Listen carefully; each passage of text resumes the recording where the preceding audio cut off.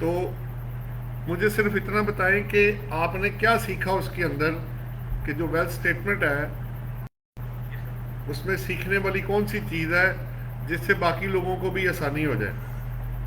Sir उसमें सबसे जो सीखने वाली चीज़ है वो ये है कि reconciliation of opening and closing balance है। हर चीज़ का है, हर डेबिट के अगेंस्ट एक क्रेडिट करना है। जब ये करेंगे तो आपकी वेल्थ स्टेटमेंट बड़ी इजीली एक साल से दूसरे साल तक रिकंसाइल हो जाएगी। अच्छा, और कुछ आप कहना चाहेंगे या सिर्फ इतना ही है? उसमें बाकी ये है कि जो जो चीज़ मतलब एसेट हैं वो आपने जो एक्वायर किए थे उनकी आपने करंट नहीं देखनी, मतलब अच्छा। ये नहीं देखना। इसी तरह प्रॉपर्टी है जिसपे एक्वायर की हुई है उसकी करंट नहीं अभी देखनी है, ये चाहते चीजें। अच्छा।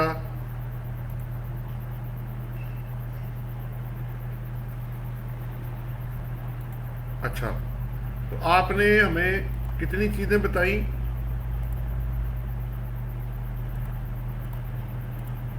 तो रिकंसिलिएशन, दूसरा आपने एसेट कहा की जी, वैल्यू का। आपने कहा जी रिकन्सिलेशन पे कंसंट्रेट करें, यही है। जी हाँ। फिर आपने कहा इसमें पर्सनल एक्सपेंसेस भी होते हैं, पता है ना? जी बिल्कुल होते हैं। आपको क्या लगता है, ये मैं सिर्फ 10 मिनट की डिस्कशन करूंगा, मैक्सिमम 12 बजे तक, उसके बाद मैं सीधा इसको आपके साथ शेयर करना शुरू कर दूंगा। तो मुख्तलिफ क्वेश्चन मैं सबसे करना चाहूँगा, दो दो तीन तीन क्वेश्चन है।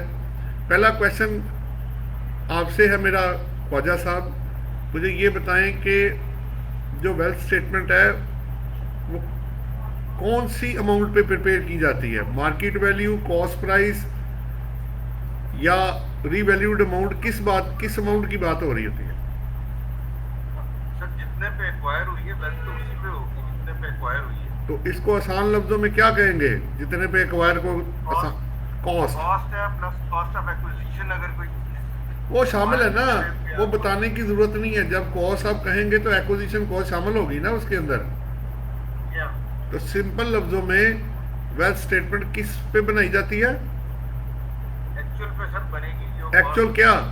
Actual, cost to sell. Actual cost basis पे। तो पहला जी प्रिंसिपल एक्चुअल कॉस्ट। अब आप समझ लें, याद कर लें इसको, अनलेस ये कल को बदल ना जाए। अभी तक जब से हम वेल्थ स्टेटमेंट, जब से मैं सीए करने से लेके अब तक आया हूँ, आज तक इसका प्रिंसिपल चेंज नहीं हुआ। ठीक है, अंदर कोई ट्रीटमेंट टैक्स के अंदर बदले होंगे, लेकिन वेल्थ स्टेटमेंट जो है वो always prepared on actual cost basis. Is it clear जी? क्लियर है सर। अच्छा, अब बाकी लोग जी हमारे साथ पार्टिसिपेट करें।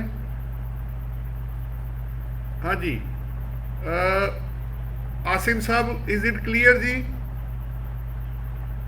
सर क्लियर है। क्लियर है ना? अब इसकी एक दो एग्जांपल्स भी बना लेते हैं अभी आपके सामने, ठीक है ना? अभी बनाते हैं आपके सामने। फर्ज करें दो चार पांच टेस्ट अप्लाई करेंगे तो ये पॉइंट हमेशा के लिए क्लियर हो जाएगा। फर्ज करें आपने एक प्रॉपर्टी खरीदी है 2010 में 1 करोड़ रुपए की, ठीक है?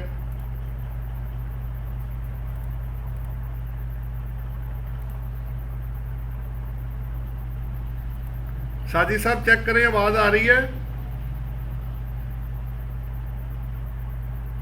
साजिद साहब आवाज आ रही, चेक कर ले। जी सर आ रही है आवाज। चले थैंक यू बस, सर, बहुत शुक्रिया। बस ठीक है, बस ठीक है। अब मैं ना थोड़ा जो पढ़ाने का तरीका ना उसको with the passage of time, जैसे जैसे लर्निंग हो रही है उसको बेहतर से बेहतर करने की कोशिश कर रहे हैं, जिसमें लोगों को ज़्यादा से ज़्यादा फायदा हो, बजाय ये कि खाली पढ़ाते जाएं। आप क्वेश्चन आंसर और डिस्कशन और एग्जांपल्स की शक्ल में लेकर आए, प्रैक्टिकल शक्ल में लेकर आए, ज़्यादा बेहतर समझ आएगा लोगों को। आप लोग अगर इससे एग्री करते हैं तो मुझे बताएं अपनी आवाज़ से कि ये तरीका ज़्यादा बेहतर है एज़ कम्पेयर कि मैं पढ़ाता जाऊं और बाद में पता लगे वो फिर भूल गया आपको। क्या कहते हैं आप लोग? सर ये तरीका मच बेटर है कि इसमें एक तो लोगों की इन्वॉल्वमेंट होगी, हाँ जी बजाय इसके कि वो डिसोरिएंटेड और डिस्कनेक्टेड रहे, उनकी इन्वॉल्वमेंट भी जी होगी। जी। इन लोगों का फीडबैक से आपको भी पता लगेगा कि हद तक उन्होंने आपका नजर पिकअप किया। और अगर उसको नहीं भी पता तो उसको पता चल जाएगा इसमें क्या मसला है। इंसान को हर चीज़ का नहीं पता होता। Yeah. जब वो सीखेगा, मैं खुद सीख रहा होता हूँ, हर रोज़ एक नई चीज़ सीखने को मिलती है। लेकिन जुस्तजू तलब होना बहुत ज़रूरी है। वो होगी तो इंसान कुछ ना कुछ कहीं ना कहीं पहुंच जाएगा। ठीक है। बहरहाल हमने जो भी बंदे साथ होते हैं उनको यही कहते हैं कि लाइव आ जाएंगे तो ज़्यादा बेहतर है। एक तो स्क्रीन शेयर हो जाती है, दूसरा उनके साथ क्रॉस क्वेश्चन आंसर जो है ना वो हो जाते हैं। अच्छा, अब हमने प्रिंसिपल पहला ये बनाया कि जो वेल्थ है वो एक्चुअल कॉस्ट बेसिस पे बनाई जाती है। जैसे मैंने भी मिसाल दी कि अगर आपने कोई प्रॉपर्टी 2010 में आपने खरीदी, फर्ज करो 1 करोड़ रुपए की, आज उसकी वैल्यू हो गई है 5 करोड़ रुपए। या ये भी हो सकता है कि वैल्यू ज़रूरी नहीं कि सिर्फ अप भी हो, वो डाउन भी हो सकती है। वो फिर आते हैं, आपने ज्वेलरी खरीदी आज से 5 साल पहले, फ़र्ज़ करें उस वक्त थी 50,000 रुपये तोला, फ़र्ज़ कर रहा हूँ मैं, आज वो 1 लाख प्लस के ऊपर, 1.5 लाख को, 2 लाख को, कुछ कभी ऊपर कभी नीचे वो जा रहा है। तो आपका घर है, आपकी गाड़ी है, कोई भी चीज़ आप लेंगे तो उसकी वैल्यू या तो ऊपर गई होगी या कम हुई होगी या वहीं पर खड़ी हो जाएगी। ये भी हो सकता है। ये depend on case to case basis पे। इस सूरत में आपका इसके साथ कोई ताल्लुक नहीं होगा। आपका ताल्लुक सिर्फ ये है कि वेल्थ स्टेटमेंट को आपने एक्चुअल कॉस्ट बेसिस पे बनाना है। यानी अगर मैंने एक प्रॉपर्टी 1 करोड़ की खरीदी थी तो वो 1 करोड़ रुपए की ही रहेगी, अनलेस उसको मैं बेच ना दूं या उसमें कोई एडिशन ना कर दूं, अदरवाइज उसने उसी वैल्यू पे स्टेट होना है। तो तमाम एसेट्स और लायबिलिटीज जो आप प्रेजेंट करते हैं उनको हम एक्चुअल कॉस्ट बेसिस पे बना रहे होते हैं। जी जनाब। अब अगर किसी का कोई सवाल है या वो शेयरिंग करना चाहते हैं तो आप कर सकते हैं मेरे साथ, इस पॉइंट को सिर्फ लेके। मैं आपको एक पॉइंट प्रैक्टिकल दिखा भी देता हूं। अभी मैं आपको शेयरिंग करता हूं।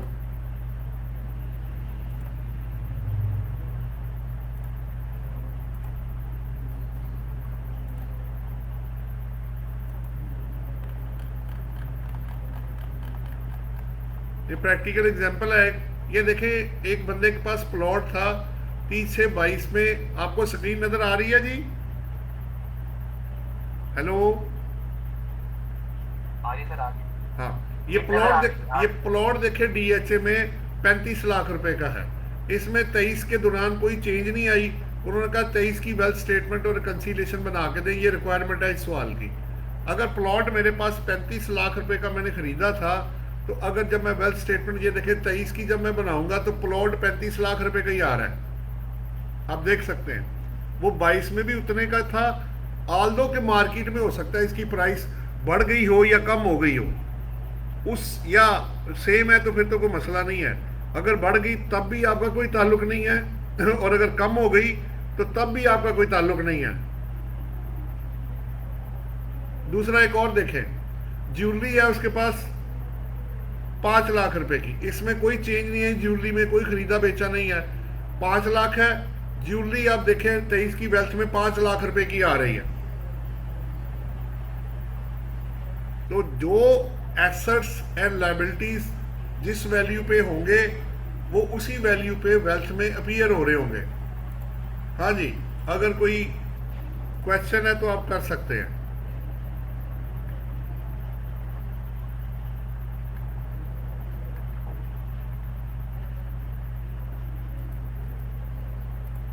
हाँ जी, एनी क्वेश्चन? सर एक छोटी सी चीज मुझे काइंडली क्लियर कीजिए। जी जी। बस ये किसी के पास कोई व्हीकल गाड़ी वगैरह थी, वेल्थ स्टेटमेंट में जितने की एक्वायर की थी वो लिखी हुई है जी। उसका खुदा ना खास्ता पे एक्सीडेंट हो गया और वो बियॉन्ड रिपेयर डैमेज हो गई है और उसको सैलवेज के तौर पे सेल कर दिया, उसको सर किस तरह ट्रीट करेंगे? वो तो फिर निकल गई ना। देखें बात ये है कि आपकी अगर एक चीज़ बेच दी है तो वो तो ज़ाहिर बात है लॉस पे या रिपेयर करा के जो भी आपने कराना है वो अपनी जगह पे रहेगा। अब आपकी अगर एक गाड़ी फर्ज करे 10 लाख की थी, आपने उसको 5 लाख में बेच दिया, जी सर। तो डिफरेंस आप लॉस बुक कर लेंगे बाकी का। अच्छा, फिर अगर आप महंगा बेच देंगे, 8-10 लाख की गाड़ी आपने 15 लाख में बेच दी, अब 5 लाख का गेन आ जाएगा। ठीक है सर, क्लियर है। जी हाँ जी, मिर्जा वसीम साहब गाड़ी लिख। जो पहले थी, जी जी सर, जी क्या कह रहे गाड़ी जो हैं? पहले खरीदी थी, जी गाड़ी जो पहले खरीदी थी सर, पूछे। हेलो, जी जी गाड़ी जो पहले खरीदी थी फर्ज करें 10 लाख की खरीदी थी, जी तो अभी 10 साल तक नहीं बेची और वो उसकी जो प्राइस होगी वो 10 लाख ही लिखते रहेंगे 10 जी साल बिल्कुल तक। 10 लाख ही लिखेंगे जब तक आप उसको कोई सेल परचेज नहीं कर देते। ठीक है, उसकी वैल्यू में कोई फर्क नहीं पड़ेगा, वो उधर का उधर ही स्टैंड करेगा। सही, जय बेशक डेप्रिशिएट होती है। देखे ना, डेप्रिसिएट हो या एप्रिसिएट हो, दोनों सूरतों में, क्योंकि जरूरी नहीं है कि प्राइस ऊपर ही जाए, प्राइस नीचे भी आ सकती है।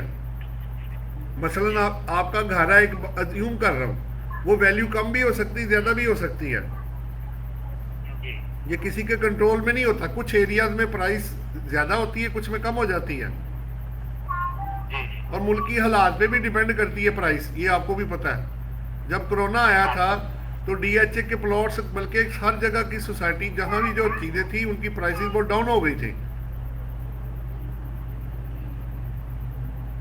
आपको याद होगा जो एक बड़ा क्रूशल सेशन था, वो अल्लाह माफ करे, अल्लाह का अजाब था एक तरह था ये दुनिया पे।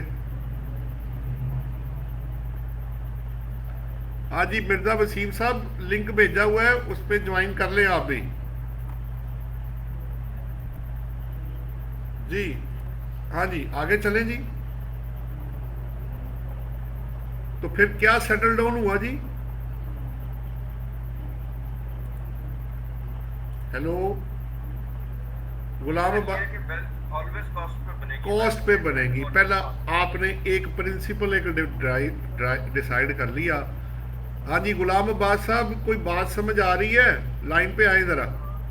कोई हमें कि इक्विटी कुछ भी हो तो वेल्थ स्टेटमेंट में कॉस्ट पे ही हम जी शो करेंगे जी जी, तो इसका मतलब है कि बड़ा क्लियर हो गया कि हमारे पास जो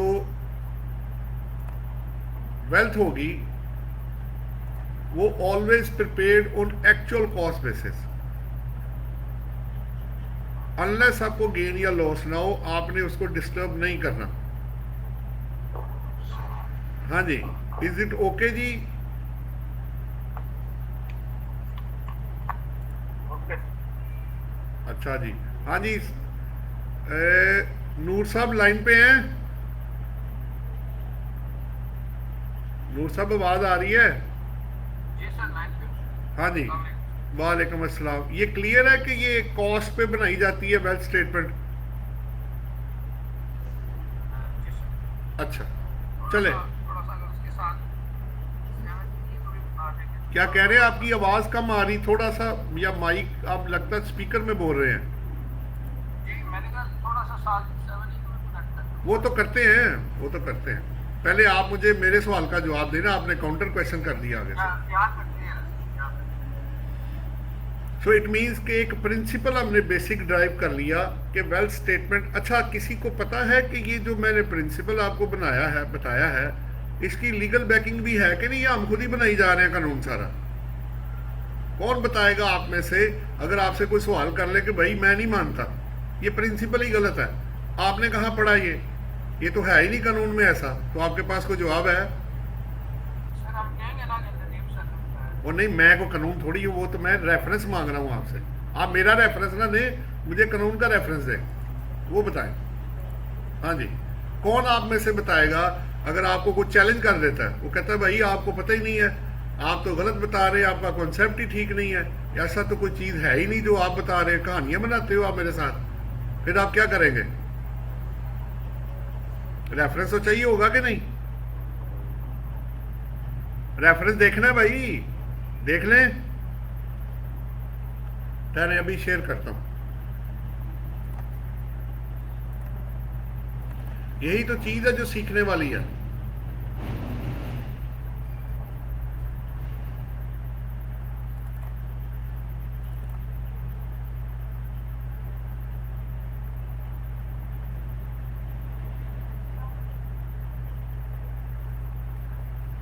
प्रैक्टिस हमने कोई लेके आना क्या, हमारे घर में जगह भी नहीं है मुझे। ख्वाजा साहब माइक ऑफ कर लीजिएगा। जी सर मैं कर। वो आवाज आ रही थी आपकी, आप किसी से बात कर रहे थे।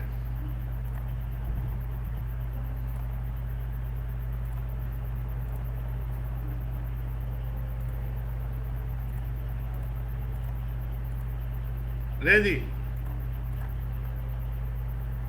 ये जरा देखें जी, कौन पढ़ेगा? ख्वाजा साहब आप पढ़ेंगे? जी सर मैं पढ़ देता हूँ। ये वन का वन प्लस ए जो है ना, ये आपने जरा पढ़ना है। Well statement. The commissioner may, by notice in writing, require any person being an individual to furnish on the date specified in the notice a statement hereinafter referred to as the well statement in the prescribed form and verified in the prescribed manner, giving particulars of, ये particulars of कौन कौन से? पहला the person's total assets and liabilities as on the date or dates specified in such notice. Number 1। Number 2 The total assets and liabilities of the person's spouse, minor children and other dependents as on the date or dates specified in such notice. अच्छा, अब आपने पहले एक चीज ज़हन में रखनी है, वो मैं आपको बताता, इससे पहले कि आप आगे जाएं कुछ और देखें, बाकी तो चीज़ें आप देखेंगे। ये जो वर्ड उसने यूज़ किया ना, एसेट्स एंड लायबिलिटीज़, तो एसेट्स मींस पहला कि जो आपने अमाउंट रिसीव करनी है, और लायबिलिटीज़ वो जो आपने पे करनी है। इट मींस कि एक चीज़ तो क्लियर होगी कि ये अक्रूवल बेस पे आएगा। दूसरी बात यह कि साथ उसने इंडिविजुअल का कहा, एओपी और कंपनी का जिक्र नहीं है इसके अंदर। और तीसरी बात उन्होंने ये कही कि on the date or date specified in the notice. ठीक है, तो जिस डेट और या डेट्स, क्योंकि एक से ज़्यादा भी वो आपसे मांग सकते हैं, एसेट्स और लायबिलिटीज़ की लिस्ट बना के दें। एक्चुअली चक्कर ये है, उसकी एक वजह है, वो भी मैं आपको बता देता हूँ। फ़र्ज़ करें ज्वेलरी मैंने खरीदी 2012 में, अगर मैं कल को उसको चेंज कर देता हूँ और अगर वो आपको 111 सेक्शन लगाएंगे कि जी आपके पास पैसा कहाँ से आया, तो वो आज की डेट का थोड़ी होगा, वो तो होगा 2012 का। इसलिए तीन चीज़ें एक साथ टाई अप हो गई कि अगर कल को 111 लगना है कि आपके पास सोर्स ऑफ इन्वेस्टमेंट नहीं था, तो इन्वेस्टमेंट तो रियल अमाउंट पे की जाती है ना, मार्केट वैल्यू पे थोड़ी की जाती है।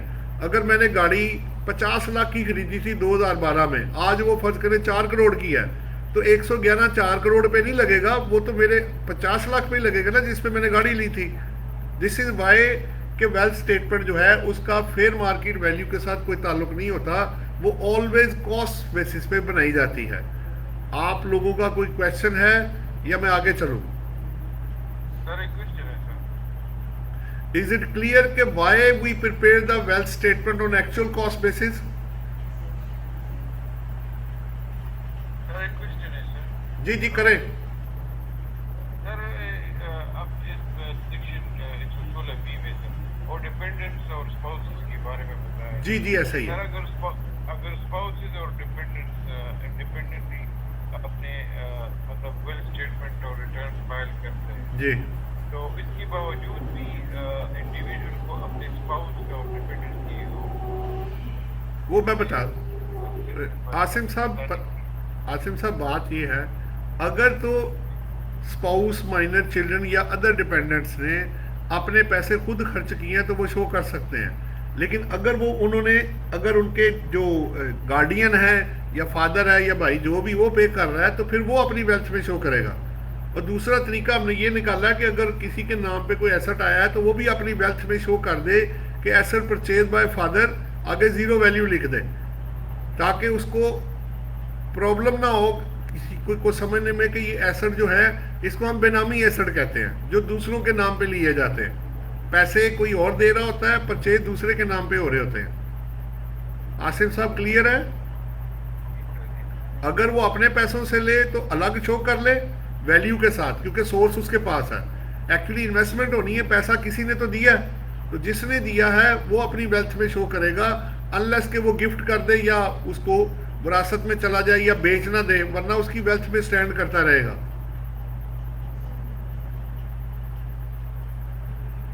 हेलो, समझ आई।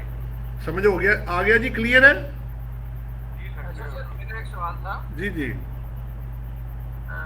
सर, घर जो है वो मेरे नाम हुआ है, जी। मेरे नाम फिजा है, और वालिद साहब ने पेमेंट कर दिया। अच्छा, तो मैं अब रिटर्न में क्या करूँगा?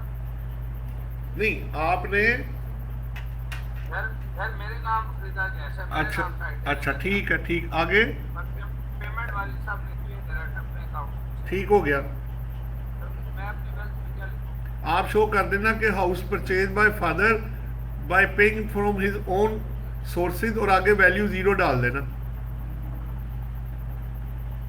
मैं जीरो डाल दूँ? जीरो डाल दें, अच्छा। सेफ्टी पर्पज के लिए, सेफ्टी के लिए, ताकि कल को जब वेल्थ जाए तो वो ये ना कहे कि इसने तो शो ही नहीं किया, क्योंकि वो तो वाले साहब, क्योंकि कितने केसेस हैं जिनमें हमने दूसरों की वेल्थ स्टेटमेंट जो ऑलरेडी फाइल्ड है वो ला के दी है और प्रोसीडिंग ड्रॉप हो गई हैं। और सर वालिद साहब क्या ए, करेंगे? पहले सुन लीजिएगा, एज सच लॉ की रिक्वायरमेंट नहीं है कि वो शो किया जाए, क्योंकि वो उसका एसेट ही नहीं है अभी। इन दी आई ऑफ इनकम टैक्स लॉ वो उसका एसेट नहीं है, वो एसेट है इनकम टैक्स पर्पजेस के लिए उसके वालिद का जिसने पैसे दिए हैं, अनलेस वो आपको गिफ्ट कर दे या विरासत में चला जाए या बेच ना दे। जी ठीक है सर। क्योंकि अगर आप बेटे की वेल्थ में डालेंगे तो पैसे तो उसके पास हैं कोई नहीं, उसको 111 लग जाएगा, उसको टैक्स पड़ जाएगा, और पड़ा लोगों को। सर वो असल में अगर बेटे के ना डाले ना वेल्थ, तो वो 7E का रोला बन रहा है। 7E का रोला? वो सर्टिफिकेट नहीं मिलता ना सर फिर। हाँ जी, वो आपकी बात ठीक है। अब बेहतर यही है कि आप डाल के उसको कवर कर दें, ताकि ये चीज़ जो है ना इसको कवर किया जा सके। नहीं, वालिद साहब भी डालते हैं, बेटा भी डालते हैं, बिल्कुल दोनों डाल दे, पर वालिद साहब अमाउंट डालेंगे, बेटा अमाउंट के बगैर डालेगा। अच्छा, वो assets on the name of others member उसमें डाल दें हाँ वालिद जी, साहब। वालिद साहब बिल्कुल ऐसा ही है। अच्छा सर, अब वो बेटे ने बेच दिया सर, जी, अब क्या करना सर? वो गेन या लॉस वालिद का ही होगा, बेटे का नहीं है। अच्छा, नहीं पैसे तो अब बेटे के अकाउंट में आए हैं सर। कोई बात नहीं, रिसीव कर ले। कोई पैसे अगर आपके बिहाफ पे रिसीव कर लेता तो उसकी इनकम नहीं बनेगी, वो वालिद ही की इनकम रहेगी। ठीक हो गया सर। एक इसमें सर एक और प्रपोजिशन ये है कि इनहेरिटेंस आ गई है सर। हाँ जी, बेटे एक को। रुक जाए, इसमें ना मेरे ख्याल है 69 सेक्शन है। अगर कोई आपके बिहाफ पे अमाउंट रिसीव करता है तो वो ओरिजिनल उसी बंदे की रहेगी जिसके बिहाफ पे आपने रिसीव की होगी, आपको लीगल रेफरेंस भी मिल जाएगा। जी ठीक हो गया सर। अब आ गया आपका अगला सवाल, विरासत वाला। जी, अब इनहेरिटेंस है सर, वालिद साहब फोटो में है जी, और वो मुझे मिल गई है सर। अच्छा। जायदाद मुझे मिल गई है। जी, तो मैं सर क्या उसको ट्रेड करूँगा वेल्थ में? नहीं आपको क्या मिल गई है? सर टाइटल ऑफ ऑनरशिप मुझे ट्रांसफर हो गया sir, through inheritance succession of court तो सर। ठीक है, आप अपनी वेल्थ में लिख दें कि assets transferred on death of father या वट एवर जो भी है, तो जो आपको आपका हिस्सा है उसका आप क्या कहते हैं, नादरा से सक्सेशन सर्टिफिकेट ले लें और वो उसको अपने नाम पे, फिर आप रजिस्ट्री आपको करानी पड़ेगी। ज़ाहिर बात है, लीगल ओनर तो आप बन गए थे जब डेथ हुई थी, अब आपको उसका टाइटल जो है अपने नाम जो है ना वो करना पड़ेगा। अगर सोसाइटी में है तो ट्रांसफर लेटर ले लें, अदरवाइज है तो फिर आप रजिस्ट्री करवा लें। और वैल्यू सर? Value zero. अब इसमें दो मैं बता देता हूँ। इस वक्त ना, क्योंकि बाय चांस मुझे ये दो केसेस ना फेस करने पड़ गए, एक में वैल्यू आ रही थी ज़ीरो और एक में वैल्यू आ रही थी, ये दोनों डिफरेंट केसेस हैं जो मैं आपसे शेयर करने लगा हूँ। अब जो एक केस में मैंने फाइल किया था वो मैंने ज़ीरो वैल्यू डाली, तो उन्होंने कहा जी आपने जीरो वैल्यू डाली। मैंने कहा जी मैंने तो पेमेंट ही कोई नहीं की, मुझे तो फ्री मिला ना, कॉस्ट कहाँ से आएगी, क्योंकि वेल्थ तो कॉस्ट पे बनाई जाती है। अब 79 सेक्शन ये कहता है, 79 सब सेक्शन 3, कि जो ट्रांसफर की कॉस्ट होएगी वही ट्रांसफरी की कॉस्ट बन जाएगी। लेकिन आप उसको समझने की कोशिश करें, वो इनकम टैक्स पर्पस के लिए कह रहा है, वो वेल्थ स्टेटमेंट के लिए नहीं कह रहा। आपने आपने आप डाल भी देंगे अगर वेल्थ के अंदर, तो आपने तो पैसे दिए नहीं उसके, वो आपकी वेल्थ में इन हो जाएगा, उधर कंसीलेशन में इन हो जाएगा कॉस्ट प्राइस से। बात तो ठीक है, लेकिन बात यह है कि आपने एक्चुअली पैसा तो दिया कोई नहीं है, आपको तो फ्री मिला था ना, गिफ्ट या विरासत फ्री होता है ना, उसमें कौन सी कॉस्ट आपने पे करनी है। नहीं सर, वालिद साहब ने लिया था 2 करोड़ रुपए का घर वो, और वो 1 साल पहले ही किया था, और वो फोर्थ हो गया और मेरे नाम ट्रांसफर हो गया, जी और मैंने सिफर में डाल दी जी। और इनर कॉलम में कॉस्ट टू फादर जो है वो लिख लीजिएगा, ताकि कल को जब आप बेचेंगे तो उसने माइनस होना है। अच्छा, अब सर मैंने अपने वेल्थ में पहले सिफर, मैंने अभी बेचा नहीं है, तो मैं सिफर डाल दूंगा और इनहेरिटेंस दिखा दूंगा कि मुझे इनहेरिटेड मिला है। जी ऐसे ही है। मैं अपनी वेल्थ, और जब मैं बेचूंगा तो तब वो 2 करोड़ इनकम टैक्स पर्पज के लिए माइनस हो जाएगा, अगर कोई और कॉस्ट आपने इनकम ना की तो। सर वो जो पहले हम कहते थे कि जो जब ट्रांसफर होगा उस दिन की फेयर मार्केट वैल्यू वो 37,400 खत्म हो गया जी, टैक्स ये 2022 तक का, उसके बाद 37,400 खत्म हो गया। अब सर अगर वो जो प्रॉपर्टी मुझे इनहेरिटेड में मिली है, वो 1971 में वाले साहब ने ली थी, तो वो मैं क्या कॉस्ट डालूंगा उसकी? बस वही जो उस वक्त होगी, और क्या। मतलब अगर वो शायद 10,000 इस पे एतराज हो रहा है कि विरासत वाले केस में ये इंटरप्रिटेशन ऑफ लॉ ठीक नहीं है, इसको ठीक करें। इस पे ऑब्जेक्शन रेज की हुई है नॉर्मली कमेटी ने हमारी, ठीक है, पाकिस्तान टैक्स बार की तरफ से और Karachi tax bar, Lahore tax bar की तरफ से, कि इसकी जो इनहेरिटेंस का ट्रीटमेंट है वो गलत है, क्योंकि वो मिस यूज नहीं होता। अल्लाह माफ करे, डेथ को किसी वक्त भी हो सकती है। तो सर मैं जब मेरे नाम में ट्रांसफर हुआ है और मैंने पहले साल ही भेज दिया है, तो वो टैक्सेबल होगा गेन? जी ऑब्वियसली, आपको पता नहीं है कि उसका जो गेन है वो घर देखे ना, प्लॉट है 2 साल बाद बेचें, घर है 4 साल बाद, और अपार्टमेंट है और ओपन प्लॉट है, सॉरी, जो अपार्टमेंट 2 साल बाद है, घर 4 साल बाद है, और ओपन प्लॉट जो है आपका 6 साल बाद। अगर बेचेंगे तो 0% हो जाएगा। मतलब मैं सिर्फ क्या पूछना चाह रहा हूँ, जिस तरह पहले होता था। नहीं वो नहीं होगा, अब वो खत्म हो गया, वो 1 जुलाई 2022 से 37,400 खत्म हो गया। वो गिफ्ट को लोग जी गिफ्ट को लोग मिस यूज करते थे ना, इसी तरह ही, इसलिए उन्होंने खत्म किया। आल्दो के बीच में जेन्युइन भी होंगे, लेकिन उन्होंने सबको रगड़ दिया। और सर इसमें कोई छूट हो सके, एक्सक्लूजन कोई मत? छूट आप सब्र करें, अगर आप वेट कर सकते हैं, जितना ड्यूरेशन है वो गुजरेगा तो तब भेज दें। अच्छा हाँ जी, आपका वेल्थ से कनेक्टेड किसी और का कोई क्वेश्चन है? हमने प्रिंसिपल एक बनाया है कि ये एक्चुअल कॉस्ट बेसिस पे बनाई जाएगी, number 1।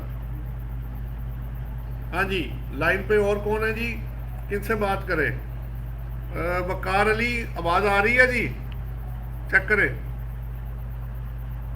Waqar Ali, mic on करो भाई। लगता है वो नहीं है लाइन पे जी। साजिद हमीद साहब, आवाज आ रही है? हाँ जी आ रही है बात। अच्छा चले, ले जी, पहला प्रिंसिपल आपका जी, आपका पहला प्रिंसिपल जो है ना वो तय हो गया।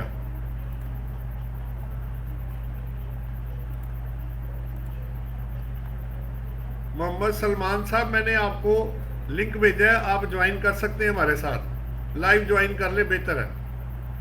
अच्छा जी, नेक्स्ट पॉइंट आप देखते हैं, उस पर थोड़ी सी, इट मीन्स के प्राइस कम हो ज़्यादा हो जहां भी हो, अनलेस वो निकलेगा नहीं तो आप वेल्थ स्टेटमेंट को एक्चुअल कॉस्ट बेसिस पे ही बनाएंगे। कुछ लोग गलती क्या करते हैं, कभी प्राइस बढ़ा देते हैं, कभी कम कर देते हैं बगैर किसी ट्रांजैक्शन के, तो ये आप नहीं कर सकते।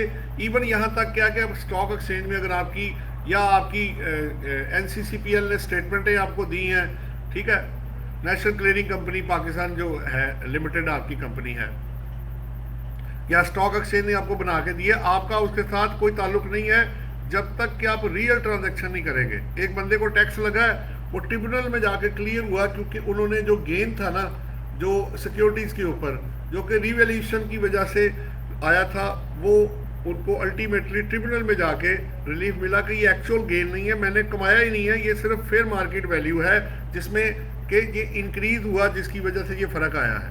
तो ये भी आपने जेहन में रखना है कि रियल प्रॉफिट अगर आ गया तो वो फिर आपको टैक्स देना पड़ जाएगा। अब रियल ना हो तो अब कमाया ही नहीं तो मैं क्यों टैक्स दूंगा, जबकि पैसा आया ही नहीं मेरे पास और ना आना है अभी, जब आएगा तब उसको देखेंगे।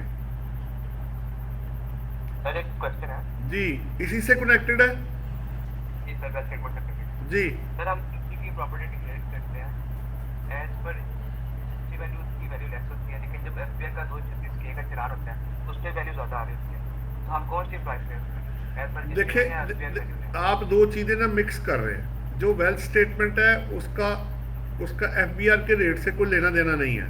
आपने अगर एफबीआर के रेट से ज़्यादा पे खरीदी है तो ज़्यादा आएगी, आपने कम पे खरीदी है तो कम वैल्यू आएगी। तो वेल्थ स्टेटमेंट तो बिल्कुल क्लियर है, आप उसको मिक्स कर रहे हैं 236K के साथ, वो उसका अपना प्रिंसिपल है, वो एफबीआर से कम रेट पे आपसे नहीं चार्ज करेंगे, ये उनका प्रिंसिपल बना हुआ है 236K के लिए।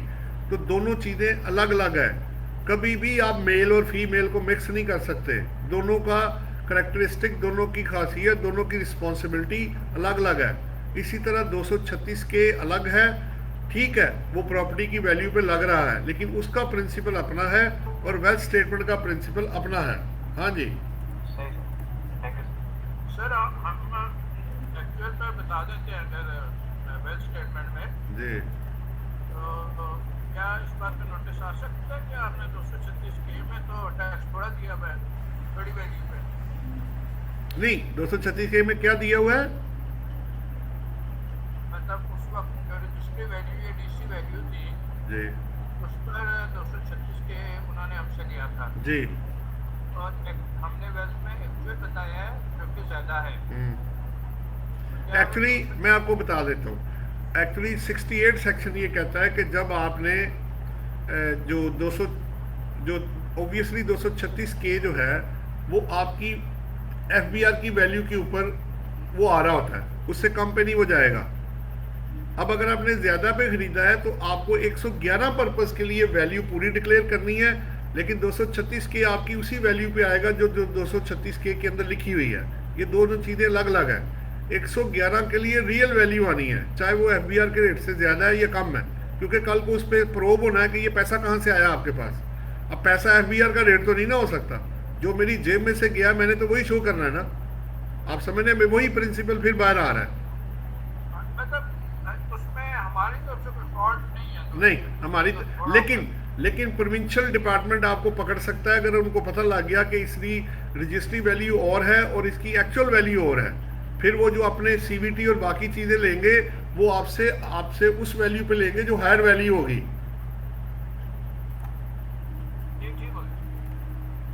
हाँ जी, ठीक हो गया, आगे चले। ले जी, पहला प्रिंसिपल हमने तय कर लिया कॉस्ट बेसिस का। आगे चलता हूँ मैं, नेक्स्ट क्या मेरे पास, ये मैंने आपको इसलिए दिखा। जी जी 10 मिनट बचे हैं लिंक खत्म होने में, आप उसे दोबारा भेजिएगा कि कीजिएगा? एक मिनट ठहरे, मैं देखता हूँ। तो अच्छा चले, मैं आपको ना दोबारा लिंक भेजता हूँ जी इसका, आप लोग फिर उसमें ज्वाइन कर लीजिएगा। अभी भेज रहा हूँ मैं आपको, अभी मैं इसको ऑफ कर रहा हूँ और लिंक दोबारा भेज रहा हूँ आप लोगों को। ठीक है सर।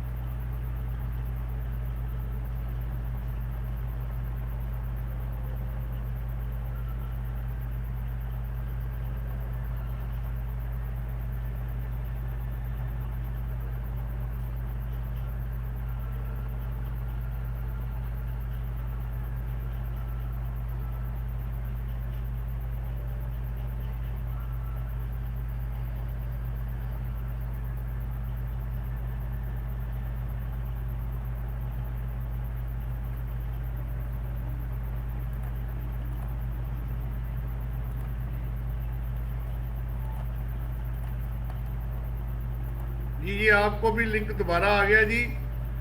इसके थ्रू आप फेसबुक वाले भी ज्वाइन कर सकते हैं जी। लिंक दोबारा भेज दिया मैंने आप लोगों को।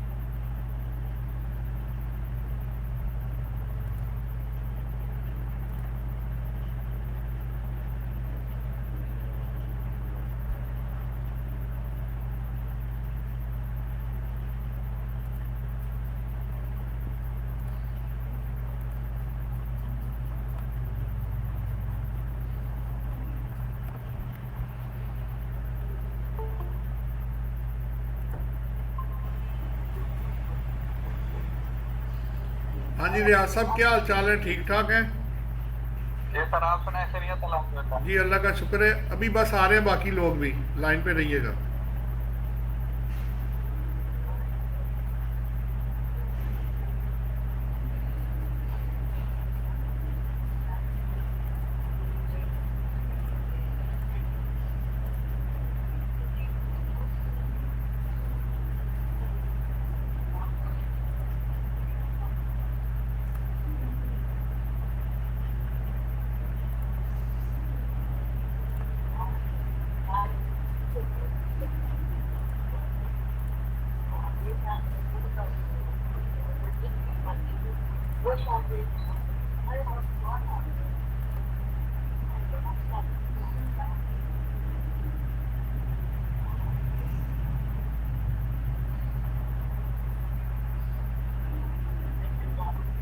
रियाज साहब किधर होते हैं आप? लाहौर में हैं?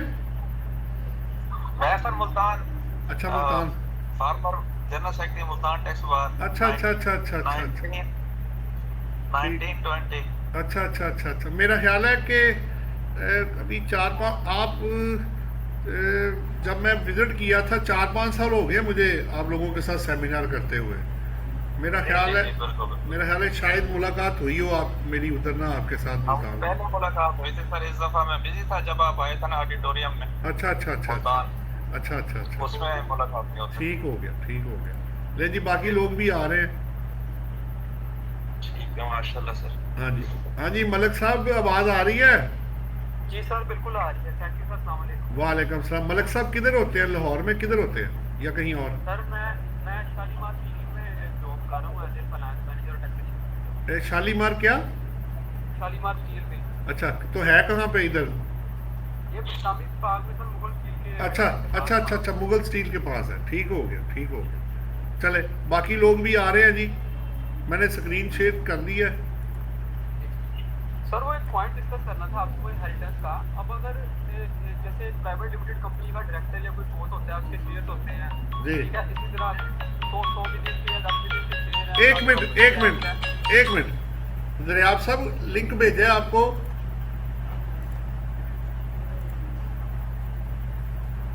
नहीं मैंने भेज तो दिया आपको। करें अभी आप?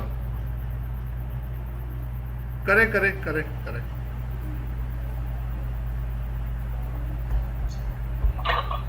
ये मलक साहब लोगों को जरा आ लेने दें। मैं चाहता हूं कि नॉलेज वाली चीजें सबके साथ शेयर हो जाए। बिल्कुल सर ऐसे ही। तो एक सवाल में सभी का फायदा हो जाएगा। जब कोई एक क्वेश्चन रेज होता है तो सारे, हो सकता है किसी और का भी यही सवाल हो जो आप कर रहे हो, तो एक ही वक्त में सारे क्लियर हो जाएंगे।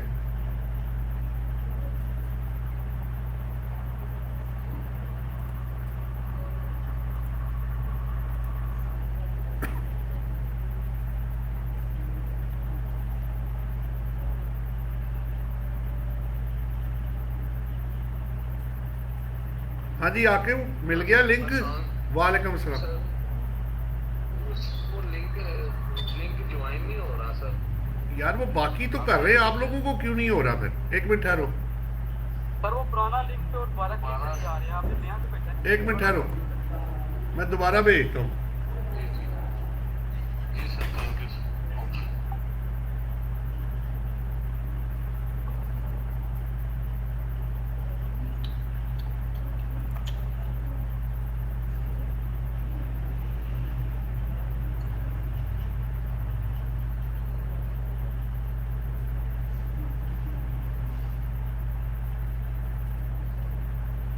वो है जी, सही कह रहे हैं आप। वो लिंक दूसरा चला गया पहले वाला।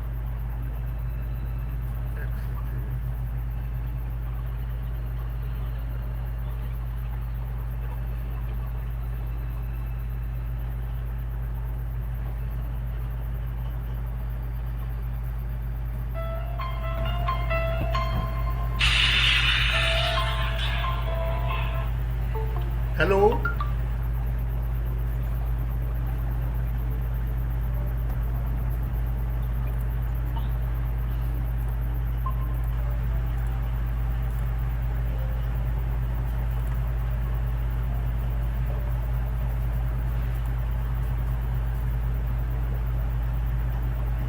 हाँ जी, अब ठीक है जी। ठीक है सर, ठीक है सर। तो वो एक ना क्वेश्चन रेज करना चाह रहे हैं।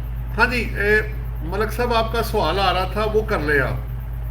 जी सर सलाम। अच्छा सर जी, सवाल ये था कि अगर कोई प्राइवेट कंपनी का डायरेक्टर पोस्ट होता है, यानी कि उसकी डेथ हो जाती जी। है, तो उसके जो बच्चे हैं, जैसे उसकी 10 मिलियन के अगर कैश में बैंक में पड़ा है 10 मिलियन, और 10 मिलियन की उसकी प्रॉपर्टी है, और 10 मिलियन के उसके शेयर हैं, अगर हम जीरो की प्रिंसिपल अप्लाई करते हैं तो फिर देखिए बैंक स्टेटमेंट में प्रॉब्लम आएगी। अगर सक्सेशन के बाद बच्चे के अकाउंट में 10 मिलियन आता है, जी। एक तरफ हम बैंक में ऐड कर देंगे, एक तरफ इनहेरिटेंस में ऐड कर जी देंगे कंसिडरेशन। जी जी ठीक है, तो जीरो कॉस्ट का तो फिर प्रिंसिपल अप्लाई नहीं होता। वैसे भी नॉन कंसिडरेशन रूल में लिखा गया है कि जो फादर की जो फर्स्ट पार्टी की कॉस्ट होगी वो किसी की कॉस्ट होगी। ठीक है। तो इसमें अगर आप ये प्रिंसिपल अप्लाई नहीं करते, तो अब अगर कोई इनहेरिटेंस के थ्रू अगर फादर की फाइलर था वो बहुत हुआ, उसकी टोटल बिल जो थी उसकी प्रॉपर्टी टोटल वेल्थ की उसकी 10 मिलियन की थी, अब उसकी वेल्थ हम नील कर देंगे, उसकी वेल्थ ट्रांसफर कर देंगे बच्चे की फाइलर और उनके अकाउंट में। अब इधर से निकल के उसकी वेल्थ जाएगी बच्चों के अकाउंट में। अगर उसके शेयर थे प्राइवेट लिमिटेड कंपनी में, for example XYZ private limited company में, अच्छा, तो वो शेयर जो है वो बच्चों को ट्रांसफर होंगे। बच्चों ने तो कोई पे नहीं की कंसिडरेशन, आप रिसीविंग एज ए गिफ्ट, आप समझ लो यार इसको इनहेरिटेंस या जो भी है। ठीक हो गया। तो उसको मेरा जो जाती ख्याल है, मैं आपसे जरा चाह रहा हूँ क्लियर करना कि मेरे जाती ख्याल के बाद अभी पोस्ट आएगी तो उसकी बात बनेगी। बाकी आप जरा नहीं, वो आपकी बात ठीक है। आप असल में ना दो चीज़ें मिक्स हो गई हैं, वो मैं आपसे शेयर कर लेता हूँ, वो आपको बता देता हूँ। देखिए, बात ये हो रही है कि एक होता है कि आपको प्रॉपर्टी मिलती है या गाड़ी मिलती है या ज्वेलरी मिलती है, ठीक है, वो एज इट इज़ ही आप ज़ीरो वैल्यू पे ले आते हैं। लेकिन अगर आपको बैंक बैलेंस मिलेगा तो फिर आपने डबल एंट्री पूरी करनी है। फिर आपके कैश फ्लो के अंदर बैंक बैलेंस में कैश फ्लो में इनफ्लो होगा। ये दो चीज़ें मुख्तलिफ हैं। यानी अगर इन काइंड है तो ज़ीरो वैल्यू है, और अगर कैश या बैंक आपको मिलेगा तो आपने उसको अपने कैश फ्लो में इन करना है, वरना तो वो टैली नहीं होगा कभी भी, आपका तो कैश फ्लो ही आउट हो जाएगा। तो ये दो चीज़ें मुख्तलिफ हैं। वो लॉ ये कहता है कि जो विरासत में चीज़ें आती हैं उसको ज़ीरो वैल्यू पे लेते हैं, क्योंकि कॉस्ट नहीं है। तो जब आपको मिले ही कैश एंड बैंक है या चेक आपके आएंगे तो फिर आपको डबल एंट्री पास करनी पड़ेगी। तो ये दो ज़रा थोड़ा सा डिफरेंस होता है, जो आपको वो बताते वक्त वो रह गया बीच में से। कॉस्ट का मतलब उन एसेट्स की वैल्यू है जो other than cash and bank balances है, वरना आपने उसको कैश एंड बैंक बैलेंस को इन हम इसी तरह करते हैं। ये कोई पहली दफ़ा नहीं हो रहा जो आप सवाल कर रहे हैं, बाकी लोग भी ऐसे ही करते हैं। जिनको कैश एंड बैंक बैलेंस मिलते हैं वो उनकी कैश फ्लो में हम डाल देते हैं। मेरा ख्याल है क्लियर हो गया होगा अब आपका। जी सर। हाँ जी, किसी और का कोई क्वेश्चन हो तो वो कर सकते हैं जी। तो वेल्थ से रिलेटेड मैं आपको शेयरिंग भी कर देता हूँ। सर, कोई एक दफ़ा आपने हम एसेट्स के हवाले से बात कर रहे थे, एक्विजिशन और डिस्पोजल के हवाले से। जी, सर, आपको आवाज़ आ रही थी? आ रही है, मैं सुन रहा हूँ, आप बोले। अच्छा सर, आपने हमें पढ़ाया था एसेट्स के एक्विजिशन और डिस्पोजल के हवाले से, तो उसमें एक सेक्शन में हमने पढ़ाया था आर्म्स लेंथ ट्रांजैक्शंस में। जी 79 था शायद। जी जी और उस वक्त उसमें सर आर्म्स लेंथ में अगर आप किसी टाइम आप उसको क्या थोड़ा सा पढ़ें और नॉन रिकॉग्निशन उसको थोड़ा सा 78 79 था, तो सर थोड़ा सा रेलिवेंट नहीं है इससे? नहीं, उसमें वो एक अलग टॉपिक आपका शुरू हो जाएगा। वो जब आप उसको बेचते हैं वो नॉन आर्म्स लेंथ ट्रांजैक्शन वहाँ यूज़ किया जाता है। अगर आप प्राइस पूरी नहीं शो कर रहे तो वो नॉन आर्म्स लेंथ ट्रांजैक्शन को आर्म्स लेंथ में कन्वर्ट कर देते हैं, बस इतनी सी बात है। फिर मार्केट वैल्यू पे जब ट्रांजैक्शन नहीं की जाएगी तो वो टैक्सेशन ऑफ 110 है सॉरी या 109 है, उसके अंदर रिकरेक्टर किया जा सकता है ट्रांजैक्शंस को, ठीक है।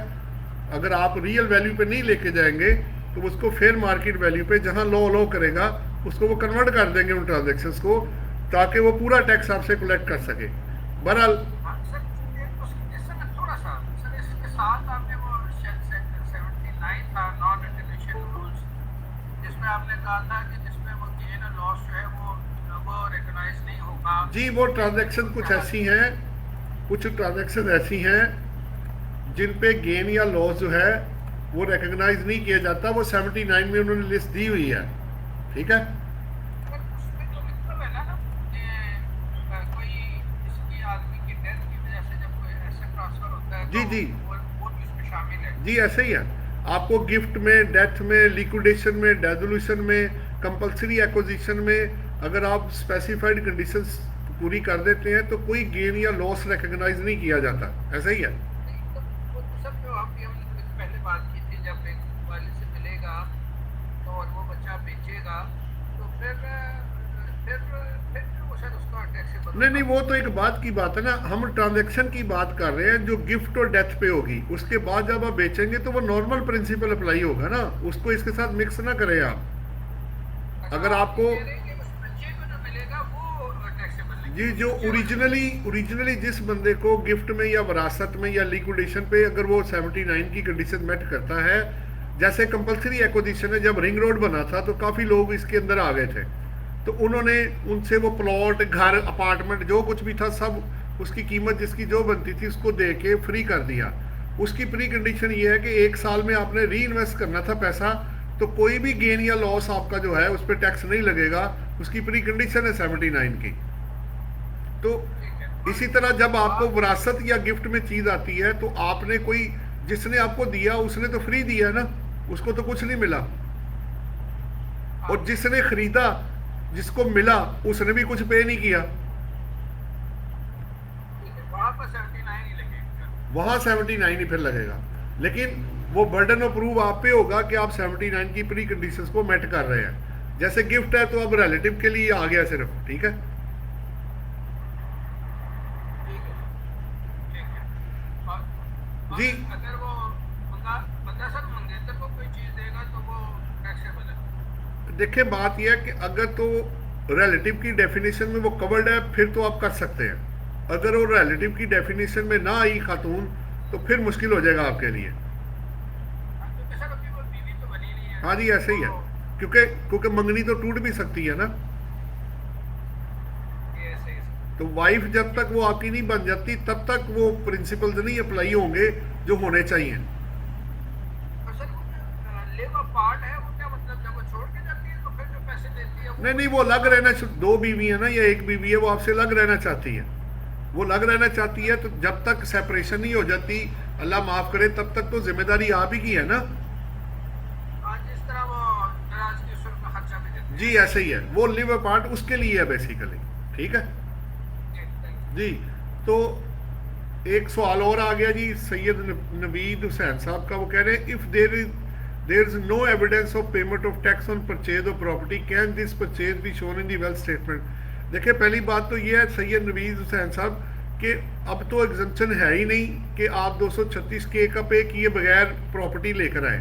अगर आप उसको, या तो एडवांस होगा वो, वरना आपके पास ट्रांसफर लेटर या रजिस्ट्री की कॉपी आएगी नहीं, और अगर आ भी गई तो कल को फिर आपको 236K का नोटिस लोगों को इशू किए उन्होंने कि आपने खरीदा है तो इसका किधर है 236K जो टैक्स आपने दिया था।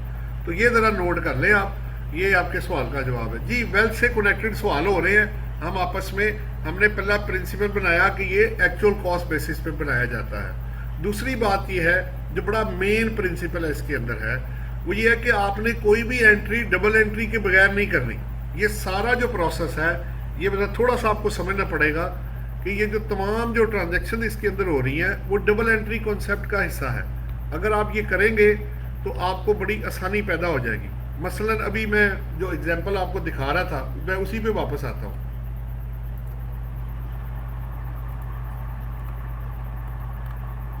ये मैंने लिखा भी हुआ है इसके अंदर, डबल एंट्री कॉन्सेप्ट, ये 3 नंबर पे। अभी पहला हो गया आपका और अब मैं 3 पे आ गया हूँ।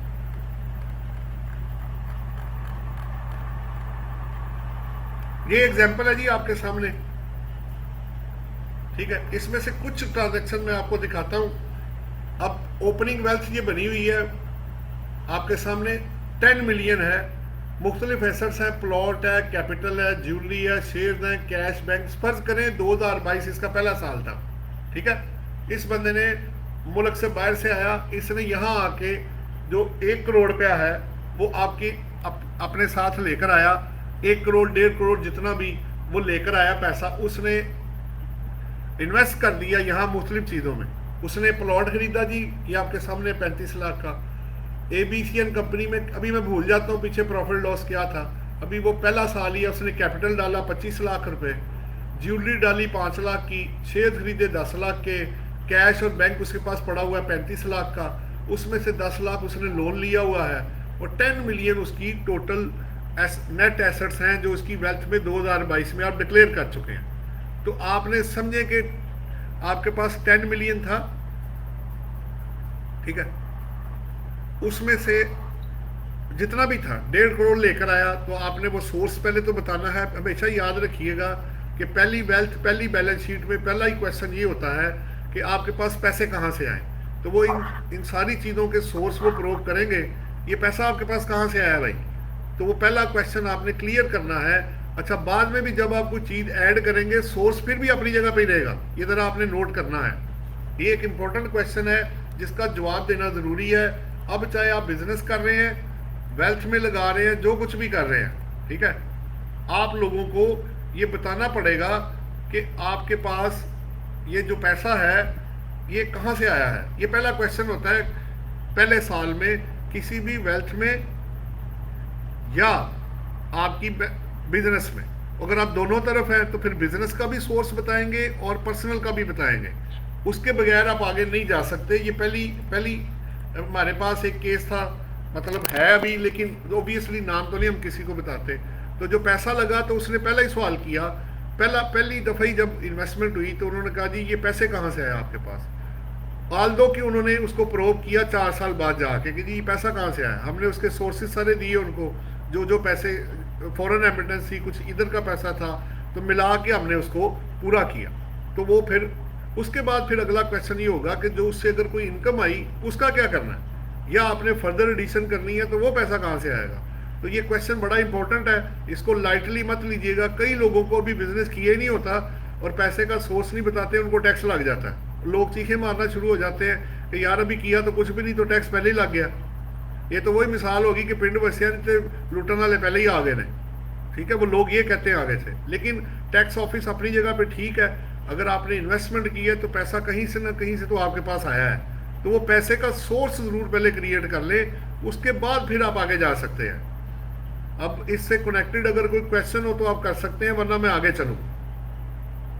Source of investment either in the wealth statement, यानी परचेज ऑफ पर्सनल एसेट्स और पर्सनल लाइबिलिटी तो खैर वो लोन है, और दूसरी तरफ आपका आएगा बिजनेस एसेट्स आपने कहाँ से क्रिएट किए, इसको सोर्स कहते हैं जी। पैसा कहाँ से आया आपके पास, आसान लफ्जों में आपने इन्वेस्टमेंट की है, जो भी खरीदा है, पैसा कहाँ से आया, और वो चाहे नया हो, पुराना हो, अगला साल हो, पिछला साल हो, वो किसी में भी सोर्सेज को प्रूव कर सकते हैं विद सर्टेन लिमिटेशंस के साथ। तो ये सोर्स का पॉइंट बड़ा इंपॉर्टेंट है कि भाई पैसा कहाँ से आया आपके पास। और कुछ जगहों पे लो आपको छूट भी दे देता है, जैसे अगर आपको याद हो तो 7C और D के अंदर उन्होंने कुछ जगहों पे छूट दी थी कि अगर आप इन्वेस्टमेंट करेंगे, 100E के अंदर भी उन्होंने दिया था कि अगर आप बिल्डर और डेवलपर के तौर पे या फर्स्ट परचेजर होंगे, इन्वेस्टमेंट करेंगे, आप कंडीशन मेट करेंगे, तो 111 सेक्शन ही पूछा जाएगा कि पैसा कहाँ से आया, ताकि मुल्क के अंदर इन्वेस्टमेंट आए, जॉब्स क्रिएट हो, टैक्सेस निकले। पर्पज़ ये होता है बेसिकली छूट देने का। तो मुख्तलिफ तरीक़ों से जो FBR है या फेडरल गवर्नमेंट ऑब्वियसली वो जो छूट दे रही होती है कि आप पाकिस्तान में पैसा लगाएं, हम आपको सोर्स नहीं पूछेंगे कि पैसा आपके पास कहाँ से आया है। लेकिन आपके अब अदर लॉज भी आ चुके हैं, वो भी ज़रा देर में रखिएगा। एंटी मनी लॉन्ड्रिंग या अदर लॉज हैं, उनमें ये क्वेश्चन फिर आपसे रेज किया जा सकता है। जी आगे चलूँ या कोई क्वेश्चन है जी? यानी कि इस बार अगर हम वेल्थ स्टेटमेंट में कोई प्रॉपर्टी शो कर देते हैं जी, तो उसके बाद तो फिर वो एक नोटिस भेजेंगे कि आप क्लियर करें आगे की आप अमाउंट किधर भेजें। जी ऑब्वियसली देखें ना, मैं 2000 फर्ज करें 23 की वेल्थ स्टेटमेंट फाइल करता हूँ, उसमें मैंने शो किया हुआ है कि मैंने मर्सिडीज गाड़ी 2 करोड़ रुपए की ली है, डिक्लेयर करता आ रहा हूँ पिछले 3 साल से। तो वो उस साल को जिस साल में आपने परचेज की होगी, यही वो कॉस्ट का कॉन्सेप्ट है ना। मैंने 2 करोड़ शो किया, मार्केट वैल्यू हो सकता है 5 करोड़ हो, मार्केट वैल्यू नहीं उसने लेनी, क्योंकि मैंने तो वो लगाया नहीं 5 करोड़। वो कहेगा जी ये 2 करोड़ आपके पास कहाँ से आया, वो मुझे बताएं। अगर आप नहीं बताएंगे तो 111 सेक्शन है जिसमें वो लोन को या जो भी अनएक्सप्लेन्ड आपका इन्वेस्टमेंट है उसको इनकम बना के उसको टैक्स लगा देंगे आपको। सही। जी, किसी का कोई क्वेश्चन है या ये चीज क्लियर है?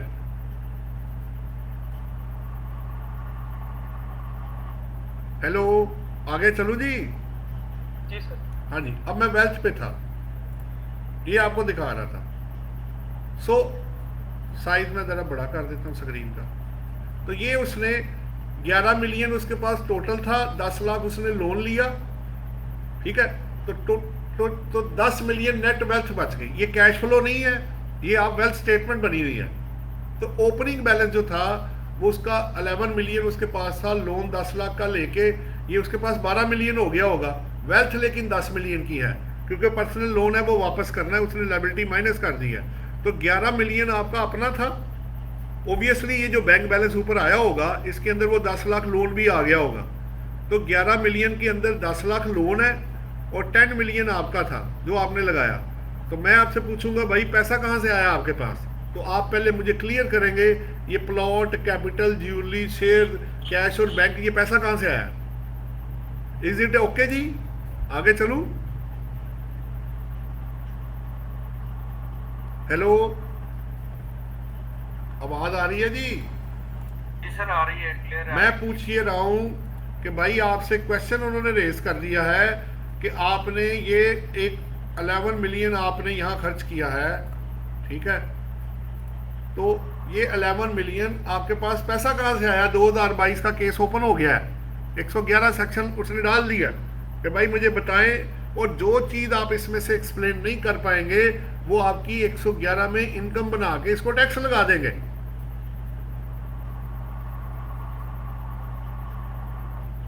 अब चलते हैं आगे, अगला पॉइंट। इससे पहले कि मैं डबल एंट्री की बाकी चीजें क्लियर करूं, मैंने कुछ चीजें और भी आपको इसके साथ क्लियर करनी है, वो मैं आपसे कर लूं, फिर मैं इस तरफ आता हूं।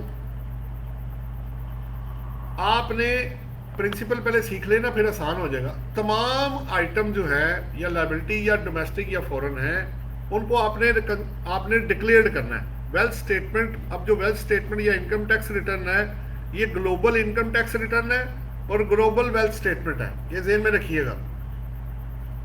तो आपको पाकिस्तान के अंदर और पाकिस्तान के बाहर ये दोनों चीज़ें आपको क्लियर करनी पड़ेगी।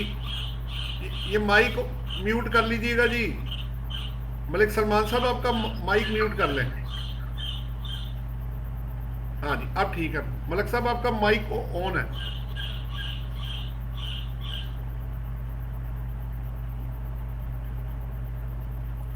हाँ जी, चेक कर ले जरा। अच्छा, अब बात हो रही है कि तमाम एसेट्स और लायबिलिटी जो है मैं आपको दिखा भी देता हूं, 1 मिनट। पाकिस्तान के अंदर और पाकिस्तान के बाहर ये पॉइंट बड़ा इंपॉर्टेंट है कि आपने तमाम इनकम्स और तमाम assets and liabilities inside Pakistan और आउटसाइड पाकिस्तान डिक्लेयर करनी है। 1 मिनट ठहरिएगा।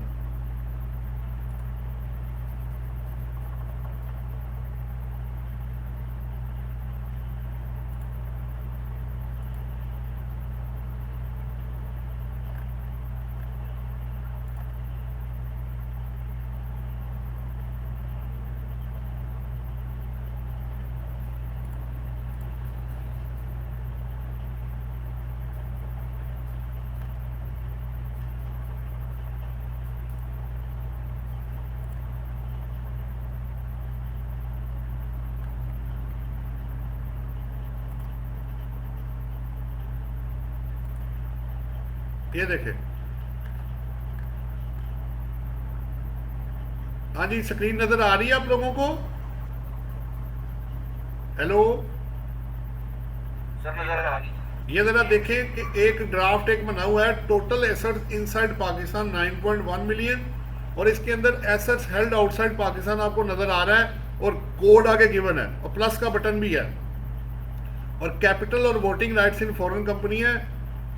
तो total assets held outside Pakistan, उसके बाद टोटल एसेट्स है और इसी तरह अल्टीमेटली जो आपके नेट एसेट्स हैं दिखाना ये था कि एसेट्स इनसाइड पाकिस्तान और पाकिस्तान के आउटसाइड, ये टोटल एसेट्स की अब डेफिनेशन में शामिल है। नंबर 1, इस पे कोई क्वेश्चन है तो आप कर सकते हैं, वरना मैं आगे चलूं। रेजिडेंट बंदे ने या नॉन रेजिडेंट बंदे ने जब वेल्थ स्टेटमेंट फाइल करनी है तो उसने आपके एसेट्स इनसाइड पाकिस्तान और आउटसाइड पाकिस्तान दोनों शो करने हैं। अच्छा, ये सर इसमें तो ये नॉन रेजिडेंट्स के लिए लाजमी नहीं सर, अब लाजमी हो। नहीं, सुन ले, नॉन रेजिडेंट को वेल्थ स्टेटमेंट फाइल करना लाजमी नहीं है, लेकिन जब भी वो करेगा, अगर कल को वो आपसे मांग लेते हैं, हमसे भी मांगी, हमने प्रोवाइड की है उनको, तो उस सूरत में फिर जो एसेट्स बाहर होंगे वो भी वो इसके अंदर स्टेट करेगा। सही लेकिन जब वो मांगेगा, जब मतलब अभी, हाँ जी, अभी आप बना के रख लें, हम नॉन रेजिडेंट की ना वेल्थ स्टेटमेंट बना के रख लेते हैं और तब फाइल करते हैं जब वो मांगते हैं। और कुछ लोग ये कहते हैं नहीं जी मैं नॉन रेजिडेंट हूं, आप मेरी लाजमी वेल्थ स्टेटमेंट फाइल करें, ऐसे लोग भी हैं, उनकी वेल्थ स्टेटमेंट हम फाइल कर रहे हैं ताकि वो कल को जब पाकिस्तान में आए तो ये प्रॉब्लम ना हो कि ये एसेट कहां से आए, ये क्या हुआ सब कुछ। तो वो कहते हैं नहीं जी, कुछ लोग कहते हैं नहीं जी बाद में कर दें, कुछ लोग कहते हैं नहीं जी साथ साथ ही करें और हमें वेट करवाएं, हमें चेक करवाएं क्या गया है, हमारा डिक्लेरेशन क्या हुई है, ये भी बताता चलूं मैं आपको। सर उनके इनकम कहाँ डालते हैं? इनकम होगी तो डालेंगे, नहीं होती तो नील कर देते हैं। नहीं, ऐसा में बंदा नॉन रेजिडेंट है, बाहर उसकी बिजनेस इनकम है। हाँ तो फॉरेन सोर्स इनकम की जगह है ना, ये ले ये फॉरेन सोर्स है ना, सारी चेक करें। सर ये फॉरेन सोर्स रेजिडेंट के लिए नहीं है? किसके लिए? रेजिडेंट के लिए नहीं है? नहीं तो अगर नॉन रेजिडेंट की फॉरेन सोर्स इनकम पाकिस्तान में अगर एग्जाम्प्ट है तो वो डिक्लेयर करेगा तो ऐसा लेगा ना कि नहीं? सर वो जो फॉर्मेट है non resident having no source of Pakistan income, हाँ उसमें तो है ही नहीं सर। तो अगर होगा तो फिर क्या होगा, वो अगर आपने इनकम डिक्लेयर करनी है तो फिर आप इधर आएंगे ना, आप समझ रहे मेरी बात। उसकी वजह यह है कि foreign source income non resident की टैक्सेबल नहीं है पाकिस्तान में, लेकिन इसके बगैर आपका एसेट कैसे क्रिएट होगा, वो रिकंसिलिएशन आपकी आउट हो जाएगी, पता है ना इस चीज का। अगर सर खाली रिकंसिलिएशन में डाल दें अदर्स में, तो फिर फॉरेन सोर्स इनकम तो डिक्लेयर करनी पड़ेगी ना आपको, एसेट कहां से क्रिएट हुआ, आपकी तो वेल्थ आउट हो जाएगी, पैसा तो होना कोई नहीं है आपके पास, वो तो बाहर से कमाया था, आप बुरी तरह फंस जाएंगे अंदर जाके। बात समझ रहे हैं? नॉन रेजिडेंट को भी यहाँ पर शो कर दें। बेहतर यही है, उसकी वजह यह है कि जब तक वो शो नहीं करेगा तो उसका सोर्स कैसे क्रिएट होगा बाहर के एसेट्स का। जी ठीक है। और फिर असल में पता क्या है, वो आप इसलिए बच जाते हैं क्योंकि उसने वेल्थ स्टेटमेंट देनी नहीं है। जैसे ही आप वेल्थ स्टेटमेंट बनाने बैठेंगे तो आपको पता लगेगा कि फॉरेन सोर्स इनकम के बगैर तो एसेट क्रिएट ही नहीं हो सकता। अब सर नॉन रेजिडेंट ना इंसिस्ट करते हैं, वो कहते हैं नहीं आप बनाएं। जी जी बाद में बिल्कुल, मैंने आपको कहा ना हम बना रहे हैं, हम लोगों के बना रहे हैं जी। तो सर इसका मतलब है कि नॉन रेजिडेंट की तो फिर नील की बजाय वो रिटर्न तो फाइल हो ही गई। भाई बात यह है कि अगर वो करना चाहता है, दो चीजें मुख्तलिफ है ना, आप मिक्स करी जा रहे हैं दो चीजों को। अगर तो वो अपनी वेल्थ स्टेटमेंट फाइल करना चाहता है तो फिर आप रिटर्न ये वाली फाइल करें ताकि सोर्स भी साथ आए, और अगर उसके बगैर है तो फिर आप अपने पास बना के रख लें, कल को फिर डॉक्यूमेंट्स आप देंगे, साबित तो आपने करना ही है कि एसेट कहाँ से क्रिएट हुआ है, चाहे पाकिस्तान में है या पाकिस्तान से बाहर है। अच्छा सर ये जो आप बात बता एक बंदा पहले कौन बोल रहा है? हाँ जी अच्छा मैं ये कहूँ कि जो भी आप बात कर रहे थे ना कि ये जो फॉर्मेट है जिसके अंदर फॉरेन सोर्स की इनकम भी शो करती है, ये रेजिडेंट और नॉन रेजिडेंट दोनों ने शो करती है, इसकी कोई हमें लीगल बैकिंग मिल सकती है? क्योंकि कुछ लोगों की ओपिनियन ये है कि नहीं जो नॉन रेजिडेंट है उन्होंने यहाँ पे डिक्लेयर नहीं करना, सिर्फ रेजिडेंट जो बंदा है उसने फॉरेन सोर्स की इनकम तो डिक्लेयर। अल्लाह के बंदे फिर वेल्थ कैसे टैली करोगे, किस दुनिया में फिर रहे हो वो तुम? कहते हैं कहते हैं खाली रिकंसिलिएशन में आप जाके या तो जाके अपना एसेट में जाके आपने बस फॉरेन एसेट शो करने के वहाँ की जो net यार income बात है, यह है कि यहाँ डाल के भी आपने एग्जाम्प्ट ही करना है ना, आपने कौन सा टैक्स देना है? तो डिक्लेयर करते हुए को मौत पड़ जाएगी क्या जब एक बंदा बाहर है? कहते हैं जी वो कहते हैं इसकी लीगल बैकिंग कहाँ पे है? तो कहते भाई हैं वो मैं इसकी आपको बता देता हूँ कि जो नॉन रेजिडेंट की फॉरेन सोर्स इनकम है वो पाकिस्तान में टैक्सेबल नहीं होती। इनकम तो है कि नहीं? ठीक है, अगर आपका बंदा रेजिडेंट है और आप कहते हैं नॉन रेजिडेंट है और फॉरेन सोर्स एग्जाम्प्ट है, तो साबित तो आपने करना है ना। कल को पासपोर्ट भी आप ही मुझे देंगे, रेजिडेंशियल स्टेटस आप क्लियर करेंगे, आप मुझे बताएंगे पाकिस्तान सोर्स इनकम नहीं है। मैं तो टैक्सेशन ऑफिसर बन के अगर सोच रहा हूँ, मुझे कोई ख्वाब थोड़ी आ जाएगा ना, मैं मैजिशियन हूँ। मुझे क्या पता वो बंदा रेजिडेंट है कि नॉन रेजिडेंट है? मुझे क्या पता उसकी इनकम है कि नहीं है? ये सारा कुछ तो आप पे लाई करेगा ना। सही है, जब एग्जाम्प्ट है तो फिर हम इसको कवर कर सकते हैं। हाँ तो कर लेंगे कवर, इसमें क्या मसला है? खौफ की ठीक है, मैं मानता हूं कि वो टैक्सेबल पाकिस्तान में नहीं है, लेकिन उसको अकाउंट फॉर किए बगैर आपकी डबल एंट्री पूरी नहीं ना होती। देखो आप रिकंसिलिएशन में डालोगे, इधर नहीं डालोगे, तो आपने तो डाउट खुद ही क्रिएट कर दिया। बिल्कुल ऐसे ही है। ठीक है, और वहां पे फॉरेन सोर्स इनकम किधर है? वहां तो अदर्स लिखा हुआ है, बिल्कुल। तो और अदर आपकी की 122 का नोटिस आ जाएगा। वो आना ही आना है, वो तो आना ही आना है। जब आप 4 करोड़ की फॉरेन सोर्स इनकम डाल देंगे अदर्स के अंदर, तो वो पूछेगा भाई ये क्या है।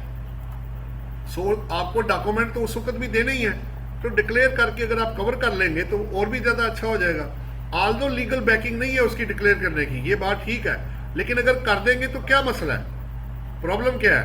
उसकी क्लैरिटी बेहतर हो जाएगी, जी बिल्कुल सही कह रहे हैं आप, सही कह रहे हैं। क्लैरिटी हो जाएगी ना एक चीज की।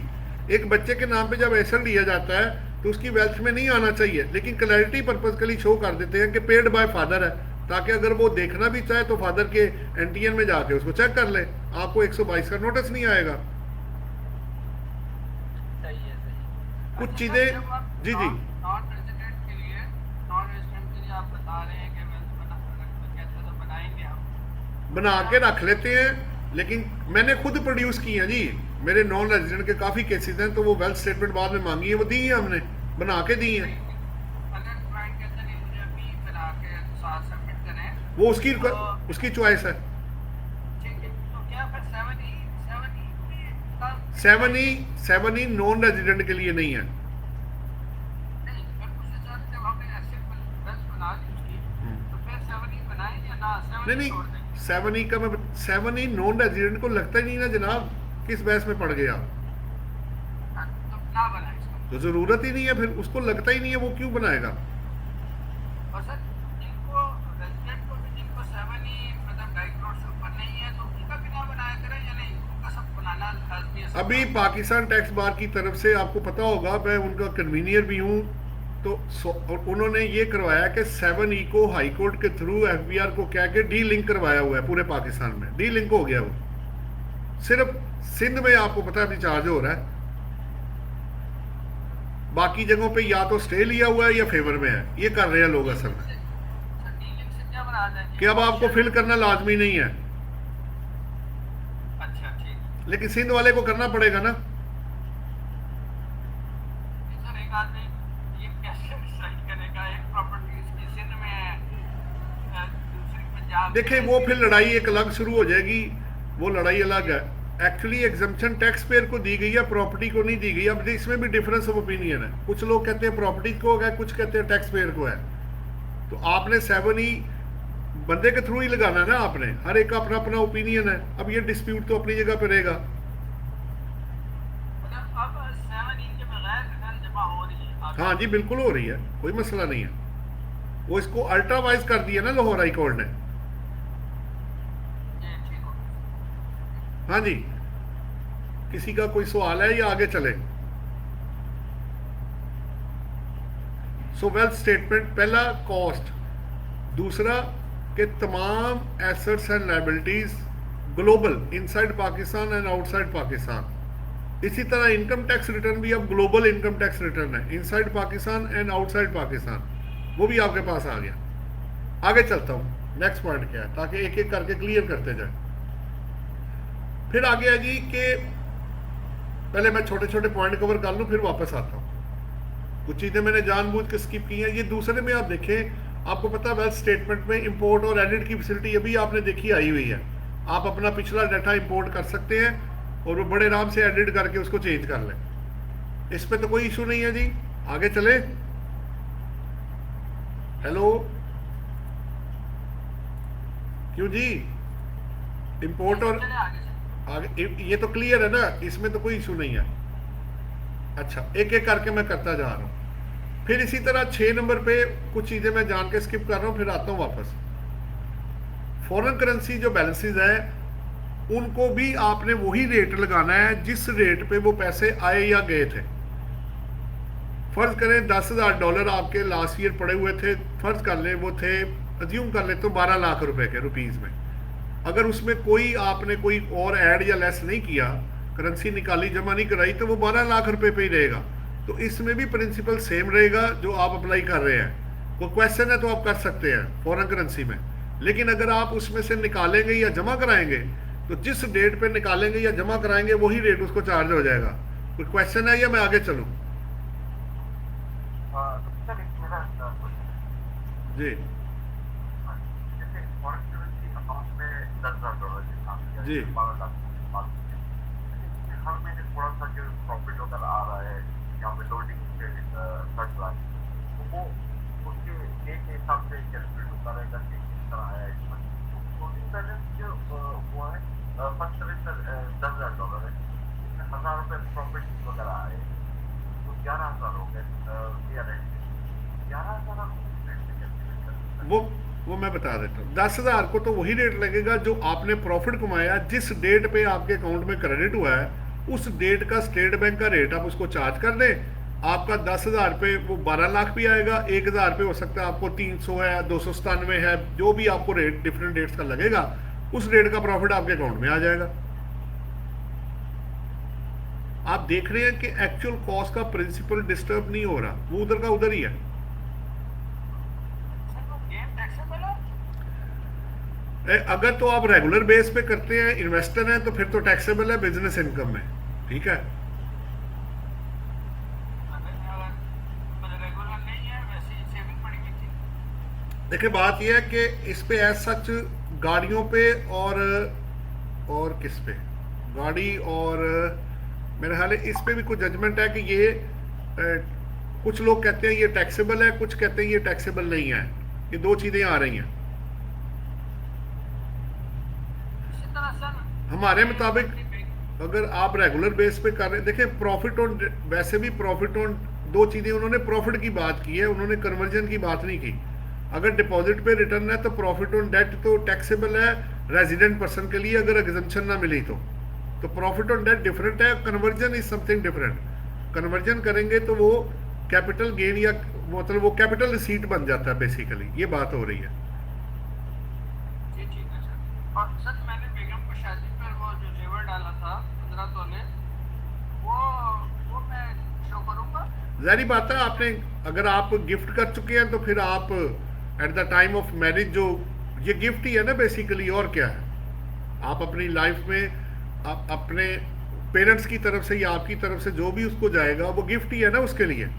तो वो गिफ्ट डीड अगर आप गिफ्ट डीड बना लें तो बड़ा अच्छा हो जाएगा, क्योंकि एविडेंस सामने आ जाएगा और वो पहले से आपके पास ज्वेलरी का प्रूफ होना लाजमी है। पकड़ दकड़ के थोड़ी आपने कर दिया, आपने जब देना है तो तरीके के साथ आपको लीगल डॉक्यूमेंट बना लेना चाहिए। नहीं, मैं क्या उसको ऐसे नेम्स में डाल सकता हूँ? किस में डाल सकते हैं, किस में? Access on the name of other members. नहीं, आपने देखे, आपने उसके नाम पे खरीदा कब है? आपने तो उसको गिफ्ट कर दिया ना। हाँ लेकिन रह तो मेरे साथ ही नहीं है। तो जब गिफ्ट कर दिया तो आपका ताल्लुक खत्म हो गया ना भाई, पावर खत्म हो गई आपकी। ये उसका है, जो मर्जी करे उसको। अगर आपने सिर्फ शादी के फंक्शन के लिए दिया था तो वो बात और है, आपने परमानेंटली दिया या वो सर इस तरह होता है ना कि अगर लोग अक्सर घर बना रहे होते हैं तो बेगम में फिर वो बेच के तो पैसे दे देती हैं। तो फिर उसकी चॉइस है ना जी। जब चीज देखे, दो चीज देखे, सुन लें, आप दो चीजें मिक्स कर रहे हैं। पहले आपको ये देखना है आपने उसको टेम्परेरी दिया है या परमानेंटली दिया है, ये पहले तय कर लें। अगर तो आपने टेम्परेरी दिया है कि भाई वक्ती तौर पे शादी हो जाएगी, बाद में मैं तुमसे वापस ले लूँगा, तो वो तो आपका ही है, वो तो उसका था ही नहीं। और अगर आपकी इंटेंट ये थी कि भाई ये तुम्हारा हो गया, तुम इसको जो मर्जी करो, आग लगाओ, कुएं में फेंको, बेच दो, गिफ्ट कर दो, जहां मर्जी इस्तेमाल कर लो, तो फिर बात और है। आपकी इंटेंट पे डिपेंड करता है कि आपने उस वक्त क्या कहा था। अगर मिसाल में परमानेंट दिया है और तो फिर बाद चीज में- तो फिर चीज उसकी है। देखें, वो आपको फिर बाद में दे या ना दे, ये चॉइस उसकी है। फिर आप प्रॉपर गिफ्ट डीड बना लें, बेहतर यही है, ताकि और अगर इसे बाद में जरूरत पड़ने में वो फिर देखें, मियाँ बीवी इसी तरह ही होते हैं ना। अगर कल को वैसे गिफ्ट वापस नहीं होता, ये भी बता दो, गिफ्ट इनरिवोकेबल होता है, वो नाकाबिले वापसी होता है। फिर आप ऐसे करें, उसको बेच के लोन ले लें उससे फिर, अगर, क्योंकि गिफ्ट पे लिमिटेशन है कि वो दोबारा आपको नहीं गिफ्ट मिलेगा, कुछ और चीज मिल सकती है। लेकिन बात यह है, देखे ना, आप उसको ज्वेलरी देते हैं, वो आपको प्लॉट दे देती है, बात समझ आती है।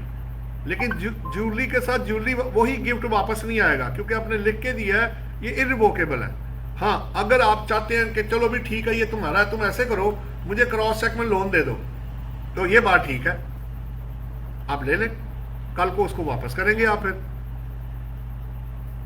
इसका मतलब है जब वो बेचते तो फिर अपने अकाउंट में डालें। बिल्कुल जी, उसी का पैसा है। अब आप देखें, जिसका पैसा है उसने देखना ना जी, उसने आपको देना है कि नहीं देना, और किस, फिर वही बात, किस कॉन्टेक्स्ट में देना है। लोन, गिफ्ट है, ठीक है, बेचना है, क्या है, ये तो चीज उसकी है। और सर अगर मैंने दिया है उसको, मतलब मैंने उसको परमानेंट नहीं दिया, तो मैं तो फिर तो आपका ही है, आप अपनी वेल्थ में शो कर लें। फिर तो इस्तेमाल करने से क्या होता है, चीज तो आप ही की है ना। और सर मैंने वो 18 साल पहले लिया था गोल्ड, अब मैंने उसको बेचा, तो गेन जो आएगा वो फिर टैक्सेबल होगा। जी टैक्सेबल है जी, वो कैपिटल एसेट्स की डेफिनेशन में आता है 38(5) के अंदर। अच्छा, उसमें कोई कंफ्यूजन नहीं है वो? नहीं, उसमें कोई कंफ्यूजन नहीं है। सर एक सवाल था जी। आपने कहा 10,000 को आपकी आवाज थोड़ी कम आ रही है, थोड़ा सा ऊंचा बोलिएगा सर, जी। आवाज आ रही है सर? जी अब ठीक है, लगता है मुझे आपने स्पीकर ऑन किया हुआ था। हाँ बिल्कुल, सॉरी। अब साफ है। अच्छा, अच्छा, आपने कहा था $10,000 को उसी रेट से आएगा जो 12 लाख रुपए फर्ज कर। जी वो ओपनिंग था ना, वो ओपनिंग था। जी जी बिल्कुल। अच्छा, $1,000 प्रॉफिट कमाए, आपने कहा था वो मार्केट रेट से जब प्रॉफिट मिलेगा जी, उस रेट से स्टेट बैंक का जी। रेट। अच्छा, क्लोजिंग पे हम 2 एंट्री वेल्थ स्टेटमेंट शो करेंगे? नहीं, एंट्री एक ही होगी। सुने, एंट्री एक ही होगी। आपने अपनी कैलकुलेशन करनी है कि $10,000 मल्टीप्लाई बाय रेट करके वो 12 लाख अलग हो जाएगा, और 1,000 को जो भी जिस डेट पे आया उसको मल्टीप्लाई करके आपने टोटल स्टेट करना है वेल्थ के अंदर। सही। और जो डिफरेंस होगा, आपने गेन ऑन, आपने प्रॉफिट ऑन डिपॉजिट जो है, PLS अकाउंट खोला हुआ है, वो आपने रिकंसिलिएशन में ले जाना है आपने। सही। और पूरा हो गया? एक सवाल और। जी करें। एक सवाल और, अभी जो एक भाई ने कहा था कि वाइफ को जैसे गिफ्ट करते जी। हैं, अगर खुदा का 1 साल में हमने गिफ्ट कर दिया और नेक्स्ट साल वाइफ का इंतकाल हो गया, जी। तो लास्ट में वो ज्वेलरी आपको वापस, तो वही कॉस्ट पे हम इन करेंगे? हाँ जी, जहरी बात। देखे, जब अल्लाह माफ करे किसी की डेथ होती है, तो लीगल हेयर्स के पास तो फ्री चीज आएगी ना। जी बिल्कुल। तो आपकी वेल्थ में तो जीरो वैल्यू आएगी, अनलेस जैसे उन्होंने, सलमान साहब ने सवाल किया कि अगर आपको कैश और बैंक जो है उसकी डबल एंट्री पूरी अमाउंट से पास करनी पड़ेगी, सही। बाकी सब अब जीरो वैल्यू पे लेकर आएंगे। Right sir. क्योंकि आपने देखे ना, आपने जब दिए ही कुछ नहीं, तो कॉस्ट कहां से आ गई? लॉजिकल है ना। आपने या तो आपने कुछ दिया हो, आपने कहा जी मेरी जेब में से पैसे गए हैं, जैसे आपके वालिद साहब ने आपको प्लॉट दिया गिफ्ट में या विरासत में, रजिस्ट्री आपने करवाई। अगर आपने करवाई है तो वो रजिस्ट्री कॉस्ट आपकी कॉस्ट है, और अगर रजिस्ट्री भी उन्होंने करा के दी है तो आपने क्या दिया? आपने तो कुछ भी नहीं, एक पैनी भी नहीं दी आपने तो कॉस्ट मींस जो आपकी जेब में से जाएगा। तो जब जेब में से गया ही कुछ नहीं, तो कॉस्ट कहां से आ गई भाई?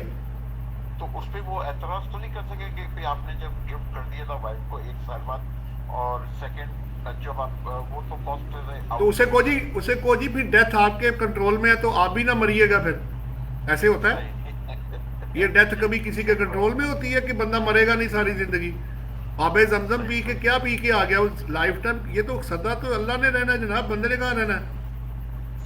तो death is an uncontrollable situation है, वो किसी के हाथ। गिफ्ट तो आप कर सकते हैं ना मिस यूज, लोग मिस यूज करते नहीं, तभी गिफ्ट का लॉ बदला है, लेकिन डेथ में ऐसे नहीं होता। यही हम क्रिटिसिज्म कर रहे हैं। Pakistan tax bar, Lahore tax bar, Karachi tax bar एक ही पॉइंट पे हैं कि भाई जब आप डेथ होती है उस वक्त आप उसको उसकी कॉस्ट बेसिस पे ना लेकर जाए, उसकी जो फेयर मार्केट वैल्यू उस पे दें, क्योंकि डेथ में लोग मिस यूज नहीं उसको कर सकते। यही हम पॉइंट रेज करके बैठे हुए हैं एफबीआर के साथ कि आपकी मेहरबानी है डेथ वाले को इसमें से एक्सक्लूड कर दें, उस पे ये लॉ अप्लाई नहीं होना चाहिए। सही। और सर एक सवाल और सर जी कर रहा हूँ जी। एक जैसे कराची में कोई बंदा है, इसने प्रॉपर्टी लाहौर या इस्लामाबाद में दी है जी, तो वो 7E पे बोर्ड लगा सकता है कि भाई वो मैं इसलिए शो नहीं कर सकता क्योंकि लाहौर में उसने 7E को हाई कोर्ट ने खत्म कर दिया। देखिए अभी यही सवाल हो रहा था कि क्या 7E की एग्जम्पशन बंदे को दी गई है या प्रॉपर्टी को, ये सवाल रेज हो गया था। अब कुछ लोग, ज्यादा लोग ये कहते हैं कि एग्जम्पशन बंदे को दी गई है, प्रॉपर्टी को नहीं है। ठीक है, जो बंदा जहां होगा उसके मुताबिक लॉ लगेगा, wherever property is situated. अब कुछ लोग जो थोड़े हैं वो ये कहते हैं नहीं जी प्रॉपर्टी को है। अब डिफरेंस ऑफ ओपिनियन तो किसी का भी हो सकता है ना। जी बिल्कुल जी, तो सर क्या करना चाहिए? हम तो यही कहते हैं कि जी बंदे को दिया गया है, इसलिए उससे कोई फर्क नहीं पड़ता कि अगर बंदे को दिया गया तो फिर उसको 7E देना पड़ेगा। अगर वो सिंध में है देन ही हैज टू पे where ever property situated.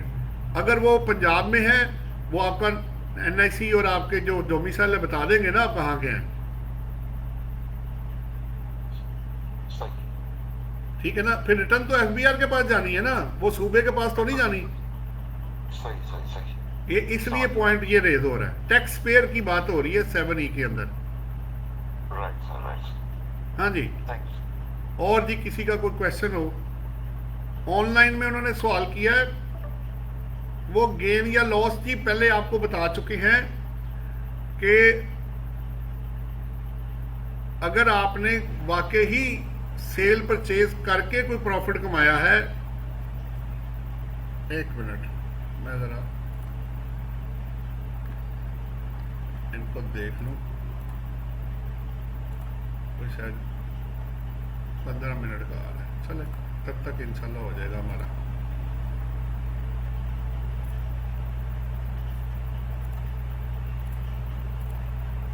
Sir जिस तरह टैक्स जो है वो इनकम के ऊपर लगता है, इसी तरह ये जो टैक्स लगा था ये प्रॉपर्टी के ऊपर लगा था, तो एग्जम्पशन प्रॉपर्टी को मिली ना फिर तो 7E की। मैं वही कहा ना, कुछ थोड़ा सा डिफरेंस ऑफ ओपिनियन भी है। ज्यादा लोग ये कह रहे हैं कि ये टैक्स पेयर को मिलना चाहिए, कुछ लोग कह रहे हैं कि जी ये प्रॉपर्टी को मिलना चाहिए। ठीक है, अब ये आपको पता कुछ पॉइंट्स पे जाके डिफरेंस ऑफ ओपिनियन आ जाता है। अब किसी बंदे को डिफरेंस ऑफ ओपिनियन से तो नहीं आप रोक सकते, कि रोक सकते हैं, उसका राइट है वो करे। अब बेट ये करना है कि वेटेज किस तरफ है और लॉजिकल बात कौन कर रहा है उसको समझना पड़ता है। ये तो पॉइंट ऑफ लॉ बन जाएगा, ये तो जी पॉइंट ऑफ लॉ ही बनेगा, ऑब्वियसली पॉइंट ऑफ लॉ बनेगा। अब जिसको इंटेंशन के ये लेजिस्लेटर चाहता क्या था, बिल्कुल ऐसा ही है। नहीं, लॉ को फिर पढ़ा जाता है ना 7E। एक मिनट ठहरे, अभी निकाल लेते हैं। 7E की बात हो रही है।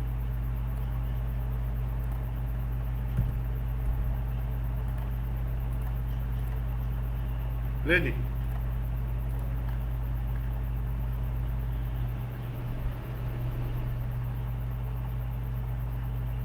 अब यहां जो वर्ड यूज हो रहा है for a tax year 2022 and onwards, a tax shall be impose rates on income specified in this section, tax on deemed income. ठीक हो गया। अब आगे क्या है? A resident person shall be treated as have derived an income chargeable to tax under this section amount equal to 5% FMV situated in Pakistan held on the last day excluding the following। अच्छा, ये provided जो नया add हुआ उन्होंने बाद में add किया कि जो एक्टिव टैक्स पेयर की लिस्ट में होगा, वरना उनका भी डबल हो जाएगा। अब द फेडरल गवर्नमेंट में इंक्लूड और एक्सक्लूड एनी पर्सन और property for the purpose of this section. अब ये देखें, यहाँ पे दो चीजें आ रही हैं, वो पर्सन की भी बात कर रहे हैं और प्रॉपर्टी की भी बात कर रहे हैं, ये भी बात हो गई। कैपिटल एसेट्स बाकी इनकी डेफिनेशन है। अगर provider where there are more than one dwelling units in compute, ये तो खैर उसके फार्म हाउस का है। अब सवाल ये है कि ये टैक्स प्रॉपर्टी को लगेगा या बंदे को लगेगा? इनकम स्पेसिफाइड लिखा है उसने, आपने इनकम पे पहुंचना है, तो इनकम तो बंदे की होगी या एसेट की होगी? ठीक है, अब बात समझ रहे? हेलो जी जी, अजान हो रही है, मैं आपका सुन रहा हूँ सर।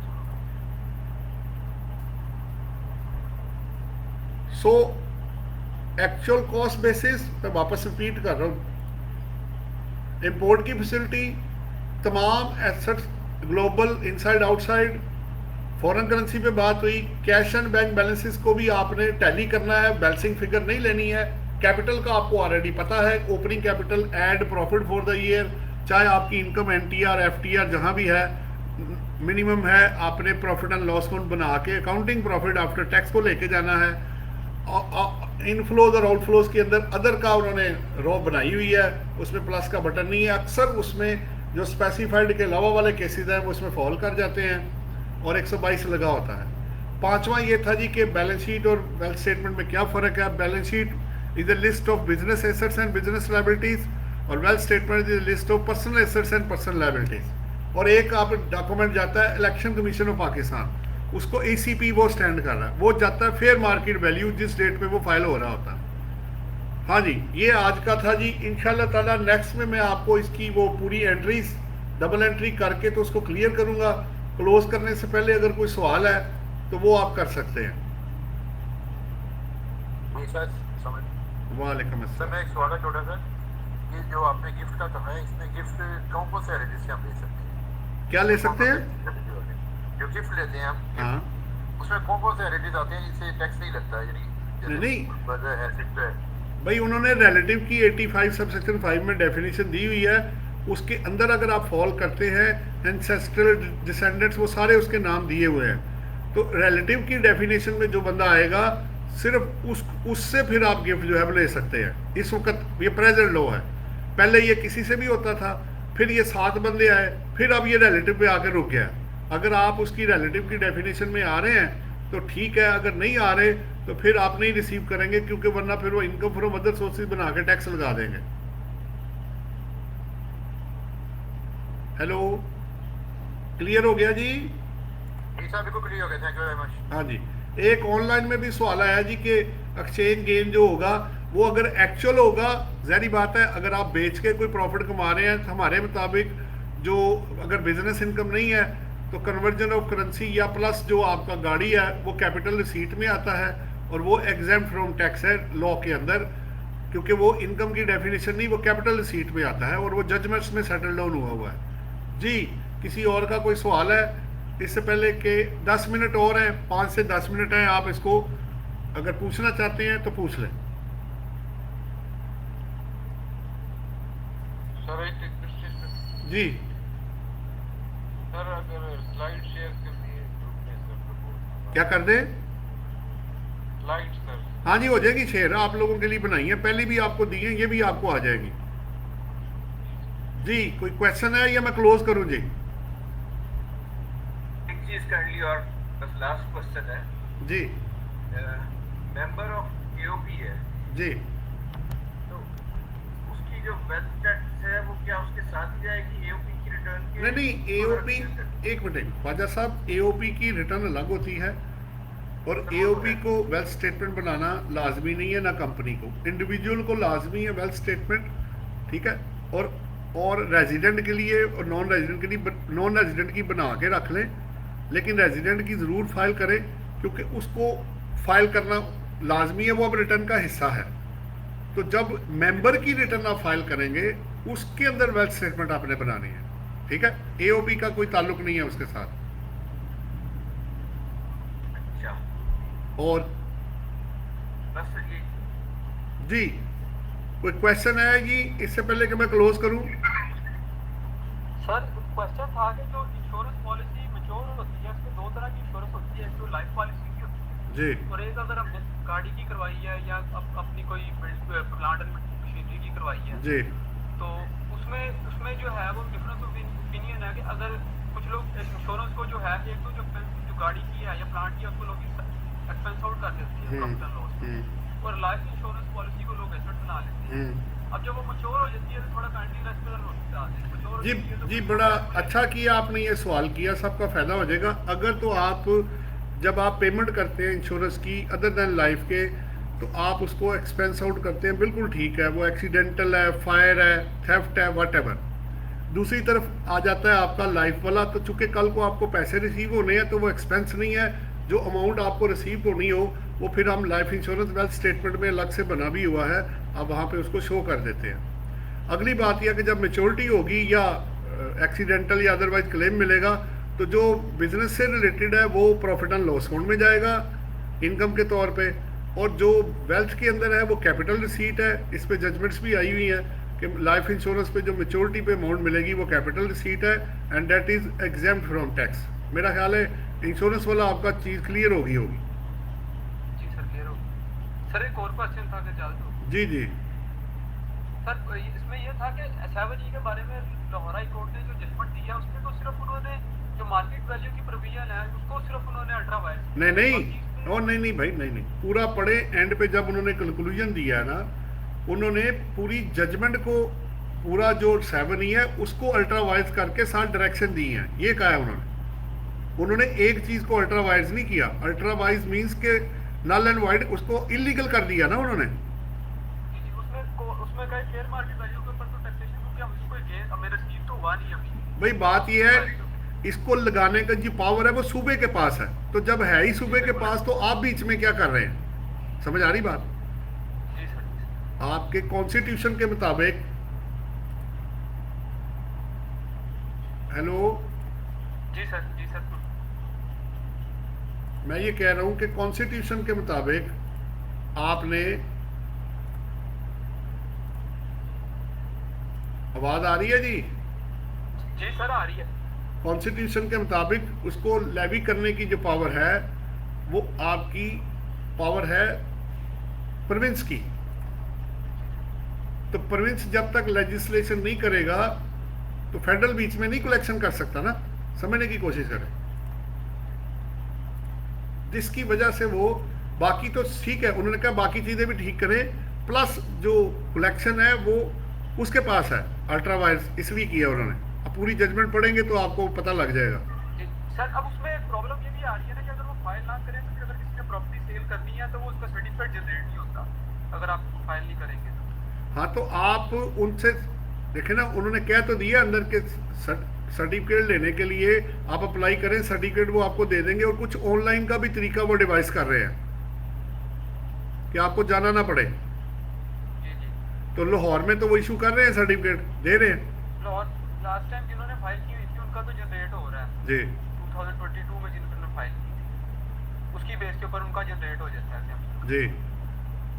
तो सर एक क्वेश्चन और था कि ये जो special saving certificate, defence saving certificate जो 10 ईयर्स के होते हैं या 5 ईयर 10 ईयर्स के होते हैं, इसमें जब आपको कंपाउंड इंटरेस्ट मिलता है इकट्ठा ही 1 लाख रुपये आपने जमा कराया तो at the end of the policy आपको 7-8 लाख रुपया मिलता है।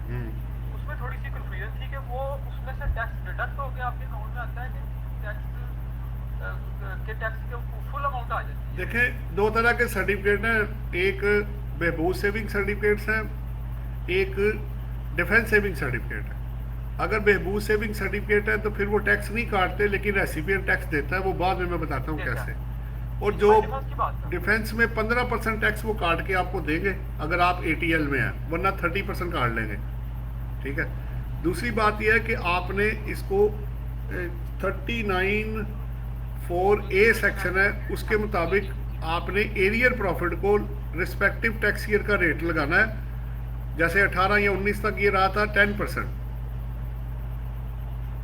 उसको उधर लेके जाएंगे। उसमें उसमें प्रॉब्लम आ रही है, अगर उसमें हम जो जो जितना प्रॉफिट हुआ है उसको अगर हम वहाँ पर लिख के कैलकुलेट के ऑप्शन पे जाते हैं तो वो उस पर टैक्स कैलकुलेट नहीं करता।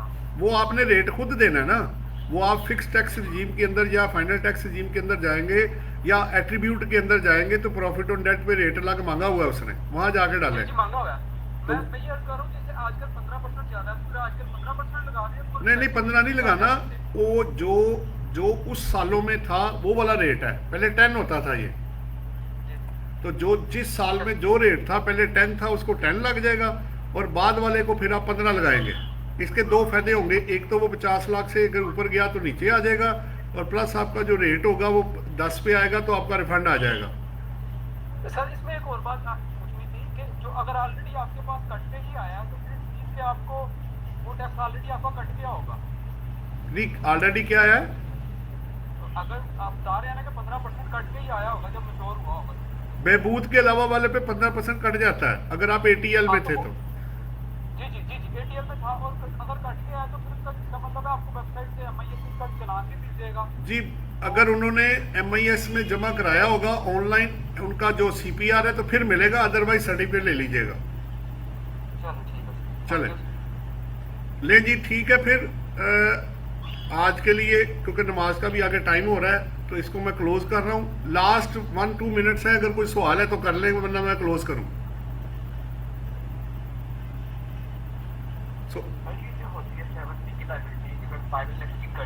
जी क्या कह रहे हैं? और उस पे जो 70 की जो प्रॉफिट होता है जी उसकी लायबिलिटी के बजट 5 मिलियन जी 5 मिलियन से ऊपर जाएंगे तो फिर नॉर्मल स्लैब में चला जाएगा वो। इसका कोई अगर टैक्स लायबिलिटी का किसी ने कम करनी हो इसका कोई है हल? नहीं देखिए अगर 50 लाख से आप ऊपर हैं, अगर 50 लाख से ऊपर है तो इसका मतलब है कि इन्वेस्टमेंट अच्छी खासी है ना। देखिए यही लीगली तो यही कहा जा सकता है कि अगर आप कल को इन्वेस्टमेंट वाइफ हस्बैंड या बच्चों में डिवाइड कर देते हैं तो 50 लाख से नीचे आके तो 15% है, ऊपर जाएंगे तो फिर आपको यही रेट नॉर्मल वाला ही लगेगा, इसका और कोई तरीकाकार नहीं है। सर एक क्लाइंट है उसका 22 मिलियन का बच रहा है प्रॉफिट करके, लेकिन उसका जो एक्सपेंस है वो भी 91 पर डे के साथ सारा एक्सपेंस आउट हो रहा है। नहीं कौन सा एक्सपेंस कौन सा है, एक्सपेंस कौन सा है? हेलो उसका एक्सपेंस कौन सा है?